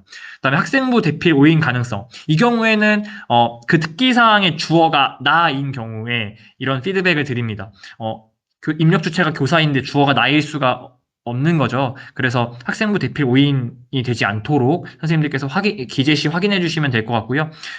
서술형 항목에서 AI 활용했다는 게 한 번 더 확인되는 게 뭐냐면은 학생 이름이 들어가기도 합니다. 예를 들면은 그냥 떠오르는 이름 막 얘기하자면 뭐 유경 학생은 이런 특기 사항을 보입니다. 이런 성취도를 보입니다. 이런 문장이 통으로 그냥 그들 날 것으로 들어가 있는 것이죠. 이런 것도 유의해 주셔야 될 것 같고요.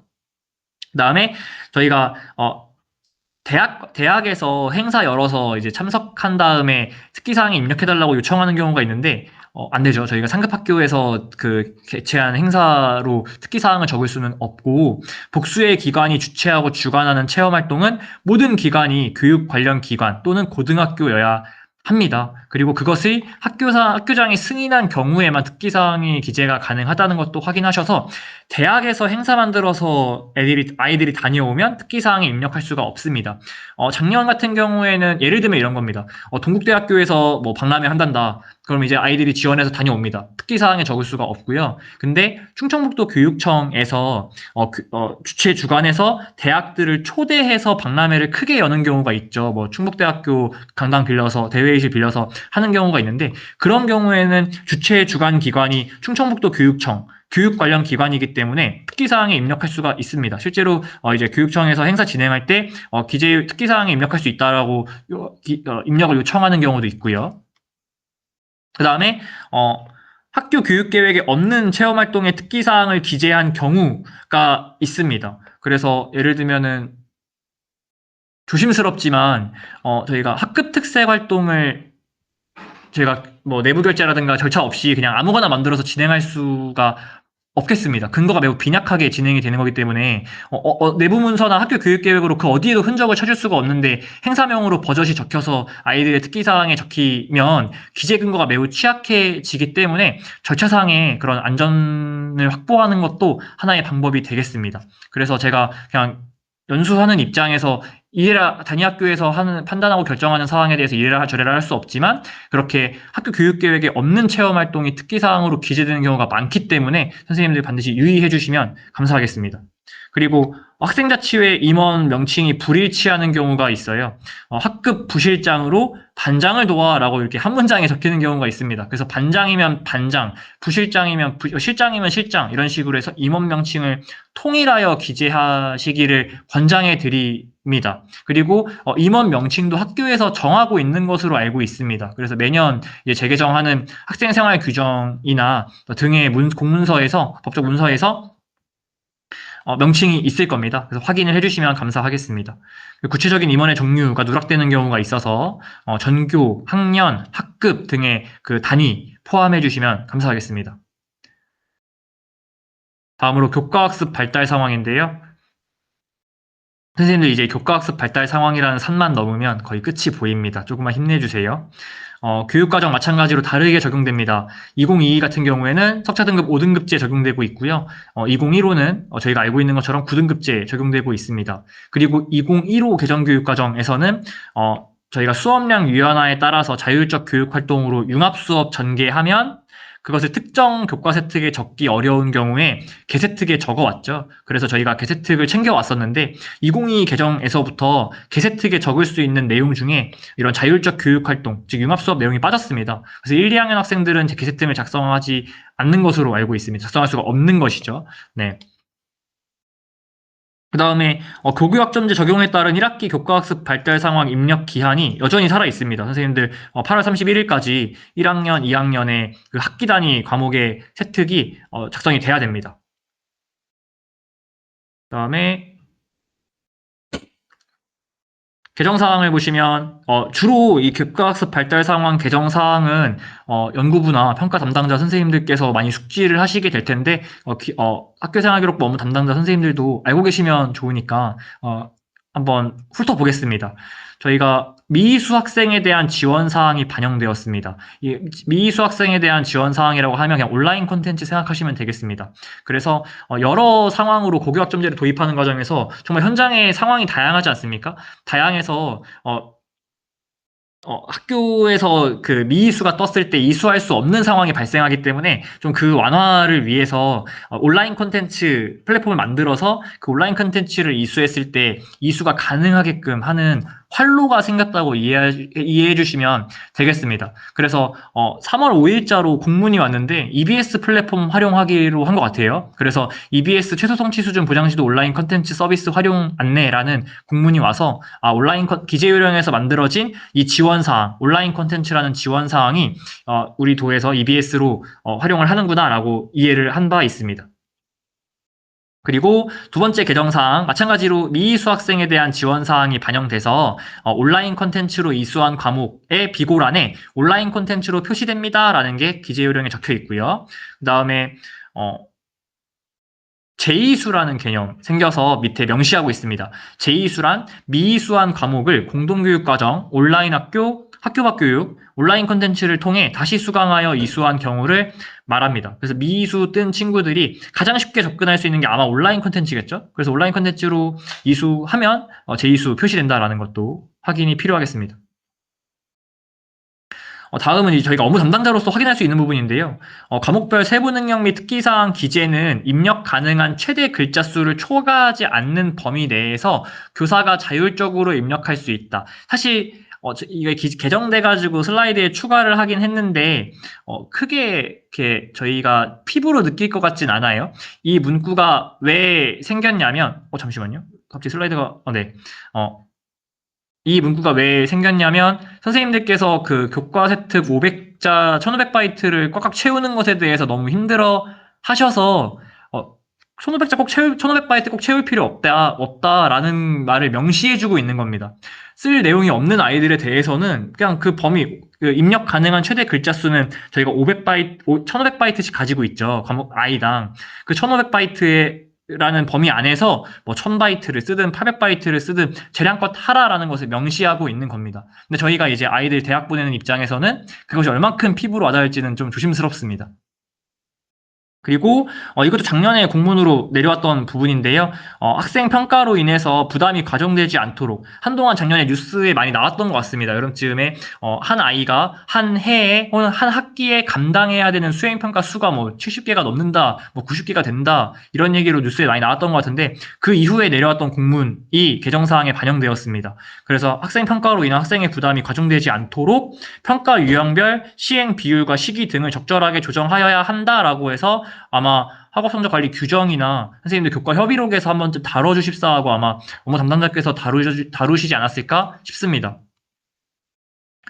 이 내용도 마찬가지로 학생 평가로 인한 학생의 부담 완화 조치가 반영된 거고요. 교과물 특성과 학생 평가 부담을 고려하여 평가 시기 조절해라 라는 내용이 포함되었습니다. 그 다음에 더 이상 저희가 이제 지필평가라는 표현을 사용하지 않고 기재요령상의 모든 표현에서 정기시험이라는 용어로 변경되었습니다.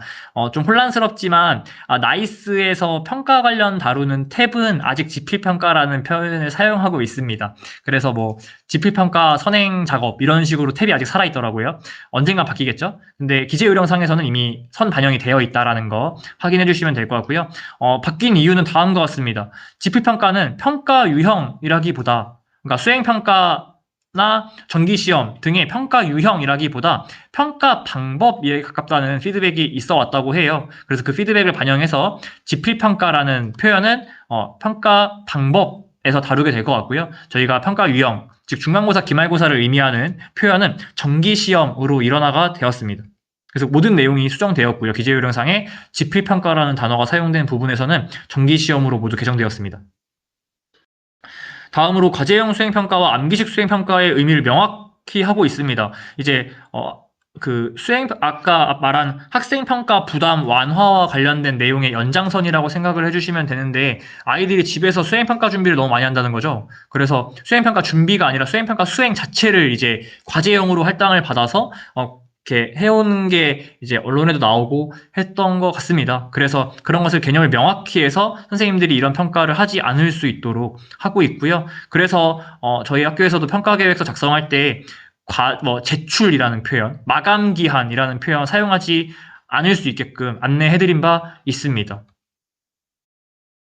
그리고 수행평가에서 인공지능 도구 활용에 대한 지침. 맨 앞에서 작성시 유의사항, 학교생활기록부 작성시 유의사항 항목에서 언급한 AI는 교사에게 해당된다면, 이 수행평가에서 인공지능 도구 활용에 대한 지침은 학생들을 대상으로 해서 수행평가를 진행하실 때, 사용해야 되는 개념입니다. 그래서 아이들이 수행평가에서 인공지능을 활용을 한다면, 혹은 활용하지 않는다면 어떤 상황에서 통제가 어떤 식으로 이루어질 것인지에 대해서 명확히 하고 평가를 진행해라 라는 겁니다. 그래서 수행평가에서 인공지능 도구를 활용하는 경우 평가의 공정성과 신뢰성이 훼손되지 않도록 유의사항을 충분히 안내해라. 그리고 사전 안내라는 것도 저희가 좀 유의해서 볼 만한 부분인 것 같습니다. 그래서 평가 계획에 포함하시거나 과목별 평가 계획에 포함하시거나 교과 협의회에 명시하시거나 아니면 아이들에게 수행평가 실시 전에 저희가 평가 기준을 이렇게 뭐 A4로 해서 활동별로 안내하지 않습니까? 그때 뭐 명시하거나 하는 쪽으로 진행이 되고 있는 것 같습니다. 그 다음에 여기 성취도별 성취율이 바뀌었는데요. 보시면 작년도에서는 성취율이 다 40%, 맨 하단에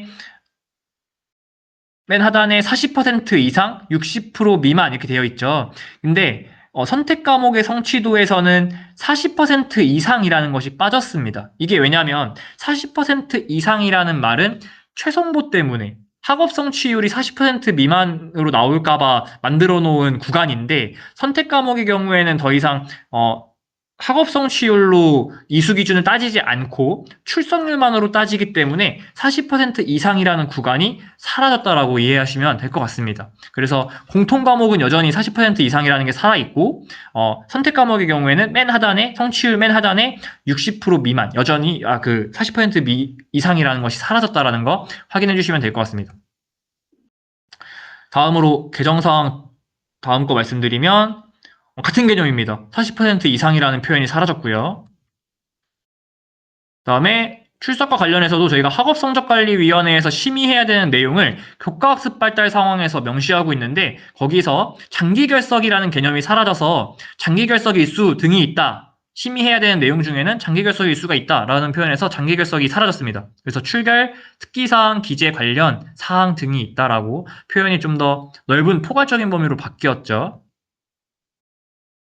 그 다음에 이 부분도 저희가 이제 학교생활기록부 업무 담당자로서는 자주 볼 일이 없는 부분이긴 한데 읽어보면 2025 학년도 기재요령에서는 추가학습의 경우에 비고란에 추가학습 이수라고 떴어요. 근데 2026학년도 개정된 거에 따르면 추가학습 내용은 기재하지 않습니다. 그래서 이 부분도 정리되기가 어려워서 한 번쯤 여유 있으실 때 느긋한 마음으로 읽어보시면 될 것 같습니다. 그래서 뭐 추가학습이 뭐냐, 최종보가 뭐냐 궁금하실 수 있겠는데요. 저희가 그 2월 25일자로 내려온 고등학교 학점이수 기준 변경 최소 성취 수준 보장 지도 운영 안내라는 공문을 확인해 보시면 최종보가 뭔지, 추가 학습이 뭔지 이런 개념들이 꽤 자세히 안내되어 있습니다. 오히려 기재요령보다 더 안내가 가독성이 좋아서 저는 이거 보고 이해를 했는데요. 최종보는 공통 과목의 학업성 치유를 도달하지 못했을 때, 그러니까 성적이 안 나왔을 때 최종보를 적용하게 되고요. 같은 범주 안에서 최종보라는 타이틀 안에서 추가 학습이라는 단어는 공통 과목이나 선택 과목의 출석률 미도달시, 그러니까 출석률과 관련된 게 추가 학습이고 학업성 치유, 성적과 관련된 게 최종보라고 생각을 하시면 되겠습니다. 전 이렇게 하니까 좀 마음이 편해졌습니다. 그다음에 마찬가지로 성적 처리 절차에 대해서 안내하고 있고요. 저희가 자세히 다룰 필요는 없을 것 같습니다. 여기서도 저희가 이 부분은 학교생활기록부 업무 담당자 선생님들께서 알고 계시면 좋은 부분인데요. 나항의 맨 하단 신설된 칸을 보시면 슬라이드 맨 밑에 별표 쳐져 있는 부분 있죠. 여기에 학생이 해당 과목의 수업 활동에 대부분 참여하지 않아 관찰 내용이 없는 등 부득이한 경우에는 학업성적관리위원회 심의를 통해 특이사항 없음으로 입력할 수 있다라고 되어 있습니다.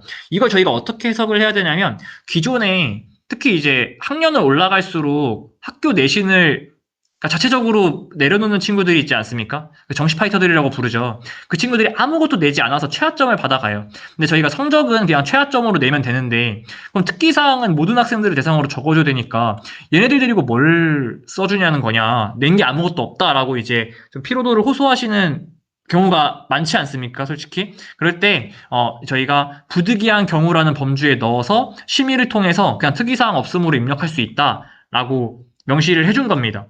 당연히 그 입력 주체 선생님들께서 함부로 결정하시면 안 되는 부분이고 학업성적관리위원회 심의를 통해서 이 학생들이 이러이러한 상황에 있으니 이렇게 입력하겠다라고 저희가 명시를 아마 하게 될 텐데 이것도 얼마큼 실효가 있을지는 잘 모르겠습니다.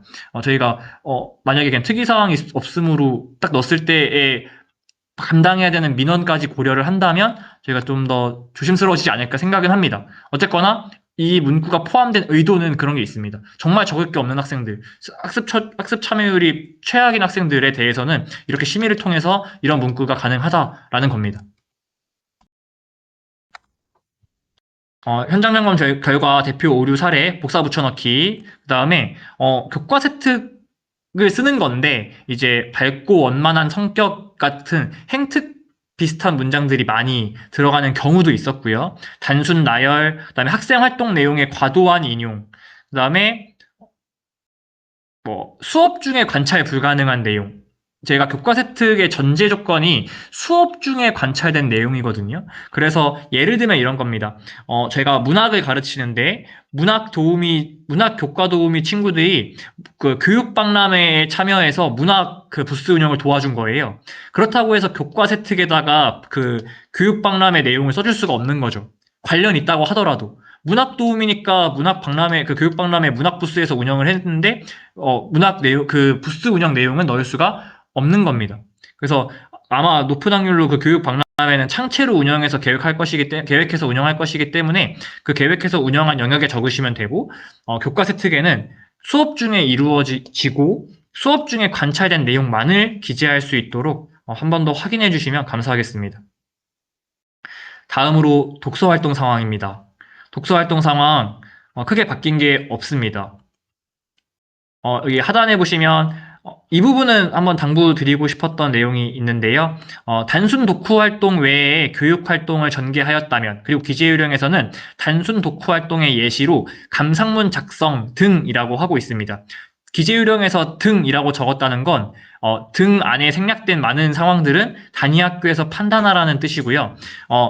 감상문 작성 등 단순 독후 활동 이외의 교육 활동을 전개하였다면 도서명을 포함하여 그 내용을 다른 영역에 적을 수 있다라고 해서 저희가 교과 세특에도 한 학기 한 권 읽기 하고 창체 시간에도 한 학기 한 권 읽기 해서 그 도서명을 적어주지 않습니까? 네.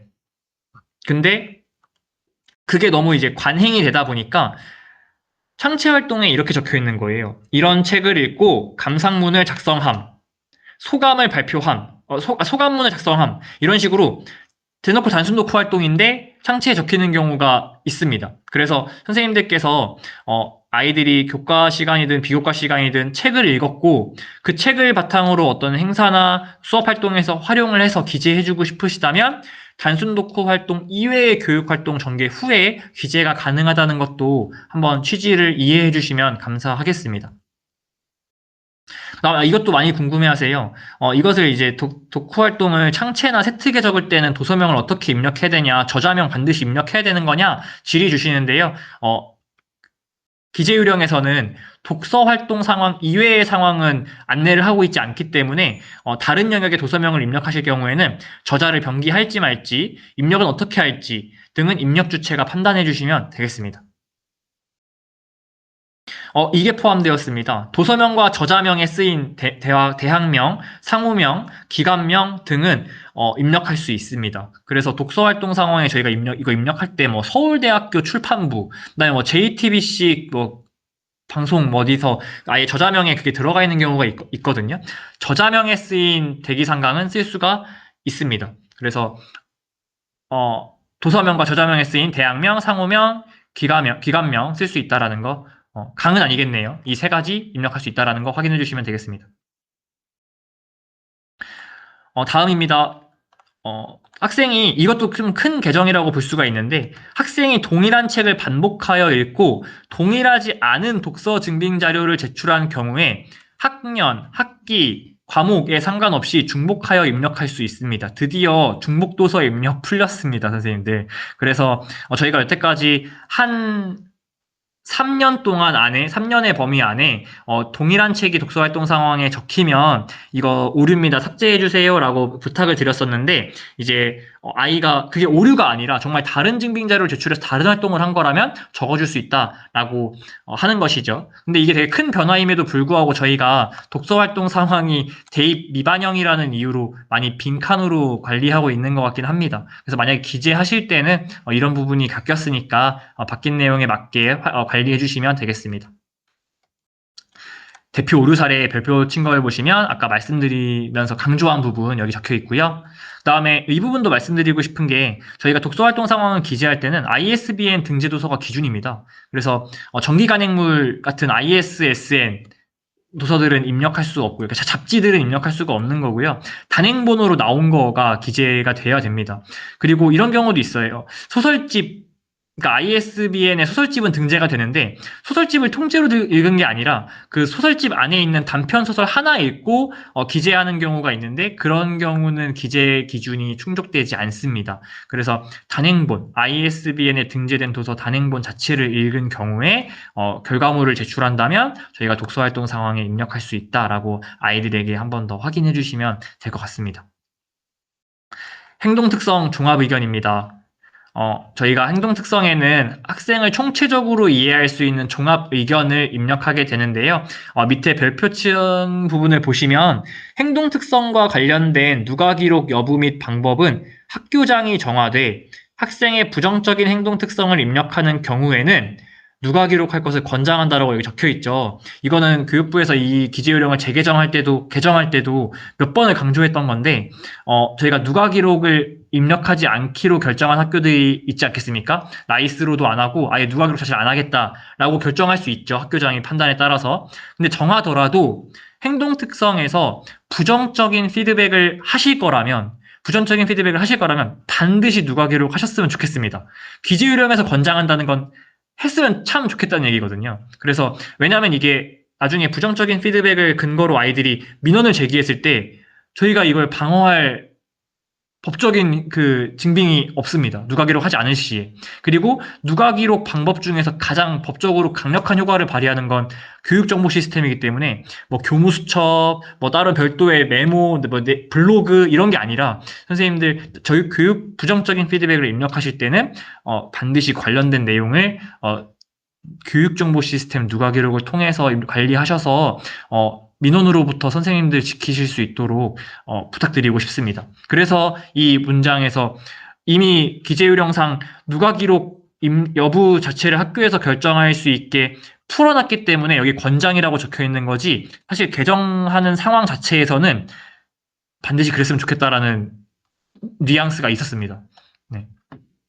그 다음에 개정사항에서 여기 보시면 2025학년도 기재요령까지만 해도 부정적인 행동 특성을 입력하는 경우에는 변화 가능성을 함께 입력해라 라고 했죠. 이제 변화 가능성 선생님들께서 많이 호소하신 거예요.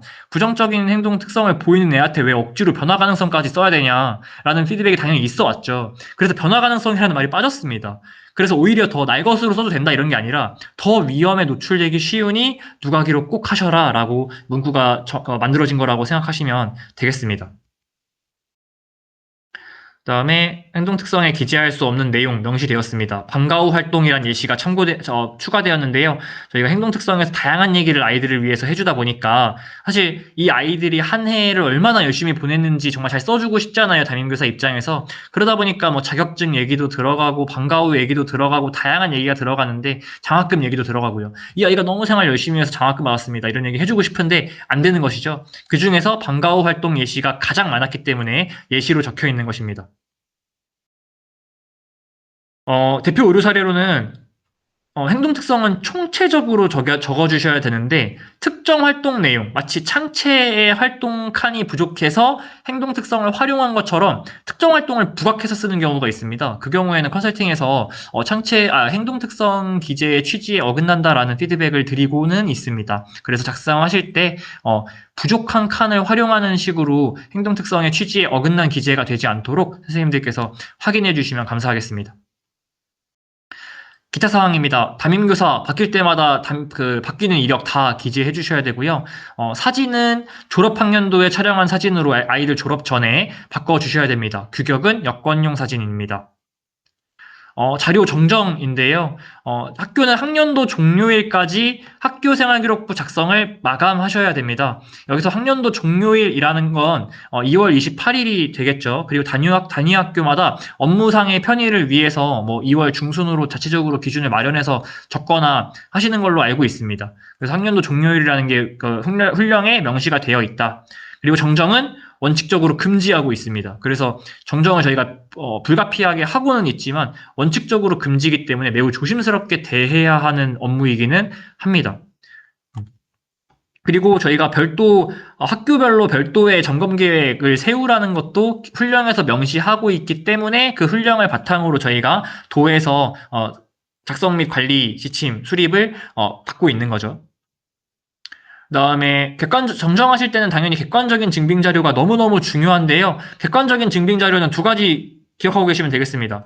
해당 학년도에 작성되었는지, 그다음에 해당 항목의 입력 주체가 작성한 것이 맞는지가 학업성적관리위원회에서 심의가 돼야 됩니다. 저희가 학업성적관리위원회는 법정 회기 때문에 협의록을 작성할 때 법정 정보로서 대화체로 기록을 하고 있습니다. 그 대화체 안에 이것이 왜 이 증빙 자료가 왜 객관성을 획득하는지에 대한 언급을 반드시 포함하셔서 정정에 대해서 좀 안전함을 기할 수 있도록 해주시기 바랍니다. 그리고 객관적인 증빙을 마련하기 어려운 경우가 있습니다. 이번 항목이 2025년도에 신설이 됐었죠. 교사의 실수로 학생이 피해를 받는 경우가 있습니다. 서술형 항목의 영역별 기재 내용 전체가 동일하거나, 그러니까 복사 붙여넣기 하다가 이제 에러가 난 거죠. 그래서 학생 간에 동일한 경우, 학생 간에 뒤바뀐 경우, 전체가 누락된 경우. 근데 이 가나다 항을 보시면, 이의 가나다를 보시면 모두 기재 내용 전체여야 됩니다. 일부가 중복되면 정정할 근거가 없습니다. 그래서 전체가 동일하거나 전체가 뒤바뀌거나 전체가 누락된 경우에 객관적인 증빙 자료를 마련하기 어렵지만 최대한 그 학성위 의원분들 머리를 모아서 자료 긁어 모아서 문서 작성해서 저희가 입력하고 있습니다. 그래서 작년에도 이런 강사 요원 설명회 다녀오면 교육부에서 이것은 이제 교사들의 면피를 위해서 만든 것이 아니라 교사의 오류로 학생들이 피해를 오롯하게 감당하는 게 학생들이기 때문에 그것 때문에 활로로 만들어 놓은 거지 절대 발생하면 안 되는 사안이라고 강조를 했고, 작년에도 저희가 여러 연수를 통해서 도차원에서 진행한 여러 연수에서도 강조한 바 있습니다. 그래서 두 번째 항목 이 나항은 객관적인 증빙 자료 자체를 마련할 수 없기 때문에 절대 발생하지 않도록 꼭 확인을 해주세요. 그래서 사항 밑에 해설에서 입력 내용에 대한 책임과 정정 입력 주체, 정정 출력물을 보관해야 하는 이유에 대해서 명시하고 있고요. 정정을 저희가 하게 될 때 판단이 서는 게 내용의 의미 변화가 없어야 합니다. 이것에서 벗어나면 이제 부당정정이 되는 겁니다. 부당정정으로서 성적 관련 비위가 동일하게 취급되기 때문에 저희가 정정 여부를 판단할 때, 물론 정정 여부 판단도 단위학교에서 스스로 결정해 주셔야 되겠지만 판단하실 때 내용의 의미 변화가 없는가가 제 전제가 되야겠습니다. 그래서 단순 오탈자의 객관적인 증명 자료를 마련하기 어려우니까 단순 오탈자의 경우에는 정정 전 출력물로 객관적인 증빙을 해라라고 해서 저희가 단순 오탈자의 경우에 정정 전 출력물을 자료로 만들고 있죠. 그 다음에 여기 밑에 밑줄친 부분을 보시면 정정 전 출력물과, 그러니까 교육정보 시스템으로 정정했으면, 즉 나이스로 정정했으면 정정 전 출력물과 정정 입력 후 출력물을 따로 보관할 필요 없다. 다 나이스로 확인 가능하다라고 명시하고 있습니다. 근데 보면 저희가 관행상 정정 전후 출력물을 다 출력해서 보관하는 경우가 있는데 그 이관할 때 종이만 두껍게 남고 있죠. 그래서 정정 전후 출력물 마련하지 않으셔도 됩니다. 근데 선생님께서 이거 많이 질문 주십니다. 정정 전 출력물 보관할 필요 없다고 했는데 왜 단순 오탈자 정정할 때 정정 전 출력물 보관하라고 하냐? 저희가 정정을 할 때는 객관적인 증빙 자료가 필요하다고 말씀을 드렸죠. 근데 단순 오탈자의 경우에는 객관적인 증빙 자료를 마련하기가 어렵습니다. 그렇기 때문에 단순 오탈자의 경우에 정정 전 출력물로 객관적인 증빙을 삼는다라는 취지에서 이런 문구가 만들어진 것이어서 단순 오탈자 정정하실 때는 정정 전 출력물 보관하시면 되겠습니다. 사당 결제에 대한 의미 해석을 하시면 안 되겠습니다. 그래서 여기 기재요령에서 안내하고 있는 대로 사당 결제에 직책에 맞게 직위 직급에 맞게 넣어서 사당 결제 하지 않도록 사당 결제 위반하지 않도록 지켜주시면 될 것 같고요. 상업적 이용 제한. 맨 앞에서 장학사님께서 당부하셨지만 상업적으로 이용하는 영리를 목적으로 활용하거나 매매하시면 절대 안 되겠습니다. 상반기 업무 처리 안내에 대해서는 장학사님께서 또 마찬가지로 자세하게 안내해 주셨기 때문에 간단하게 훑고 지나가도록 하겠습니다. 선생님들 4가지 신경 써주시면 되겠습니다. 학년 초 학교생활기록부 관련 학업성적관리위원회 심의해야 될 내용들이 있고요. 그 다음에 학교생활기록부 이 연수가 끝나고 나면 선생님들께서 이제 학교생활기록부 작성 및 관리 계획을 수립하셔야 되고, 그 다음에 학교생활기록부 기재요령 전달 연수를 실시하실 것입니다. 학기마다 2시간씩 의무화하고 있고요. 그 다음에 학교생활기록부 현장점검 컨설팅 협조 해주시면 될 것 같고요. 8월 3일부터 5일로 계획되어 있는데 별도 공문 보내주실 것 같습니다. 번째, 거듭 강조, 오늘 거의 연수 중에 내내 말씀드리는데 누가 기록 여부 및 방법 심의해 주셔야 될 것 같고요. 그 다음에 출결과 관련해서 장기결석이 사라졌기 때문에 그것에 대해서 우리가 어떻게 학교에서 처리할 것인가, 특기사항 어떻게 관리할 것인가에 대해서 협의를 해주시면 되겠습니다. 그 다음에 생리통, 이건 바뀐 부분 없죠. 기존에 해오시던 대로 해주시면 될 것 같고요. 마찬가지로 위 내용들, 같은 날짜에 지각 조퇴 결과 발생할 경우에 어떻게 처리할 거냐, 자율동아리 입력 대상 학생 어떻게 정할 거냐, 또 달라진 거 없습니다. 그대로 해주시면 될 것 같습니다. 그 다음에 작성 및 관리 계획을 수립하실 때는 제가 감히 뭐 관리가 어떻게 해라 말씀드릴 수는 없지만 이 부분은 저희가 지원단 차원에서 말씀을 드립니다. 컨설팅 때 아마 이 부분도 확인을 하기 때문에 제가 이 연수 자료에 포함을 했는데요. 3차 이상 교차 점검 확인 그 내용을 세부적으로 포함해 주셨으면 좋겠습니다. 그래서 3회 이상 하겠다라는 그런 두루뭉술한 표현이 아니라 어떻게 진행할 것인지 여기 교육청에서 보낸 공문에서 예시가 자세하게 적혀 있거든요. 이 예시를 참고하여 구체적인 계획을 그 작성 및 관리 계획에 포함해 주셨으면 좋겠고요.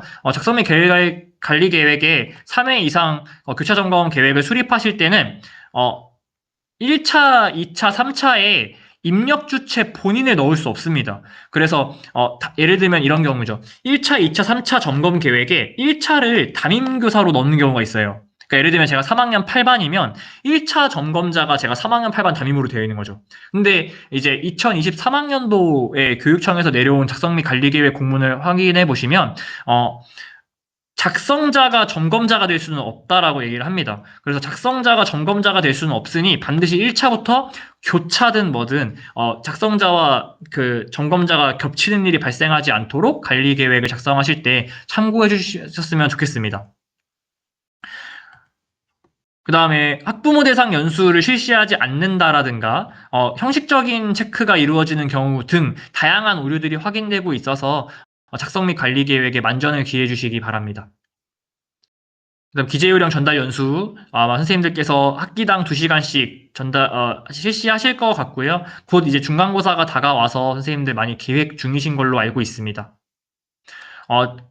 전달 연수와 관련해 자주 확인되는 오류가 연수 불참 교직원에 대한 추가 보충 연수가 실시되지 않는 경우가 있습니다. 그래서 컨설팅 때 장학사님들께서 권장 절차로서 아래에 이 화면에 보이는 권장 절차를 말씀해주고 계세요. 그래서 이 절차에 맞게 진행해주시면 컨설팅 때 피드백이 생길 일이 없을 것 같습니다.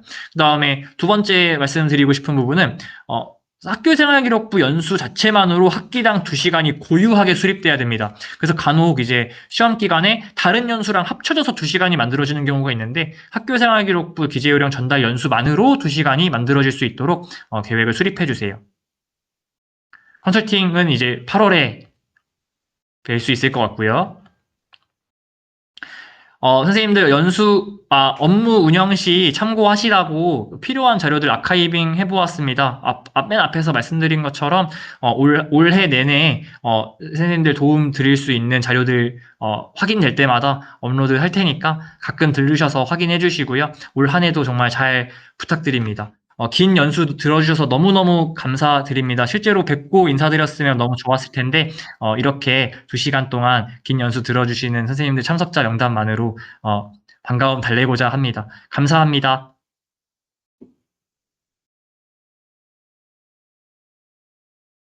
네, 선생님들 지금까지 2026학년도 학교생활기록부 기재요령 관련해서 전반적인 내용과 그리고 업무 담당자가 해야 할 일까지 좀 자세하게 이상혁 선생님께서 짚어주셨습니다.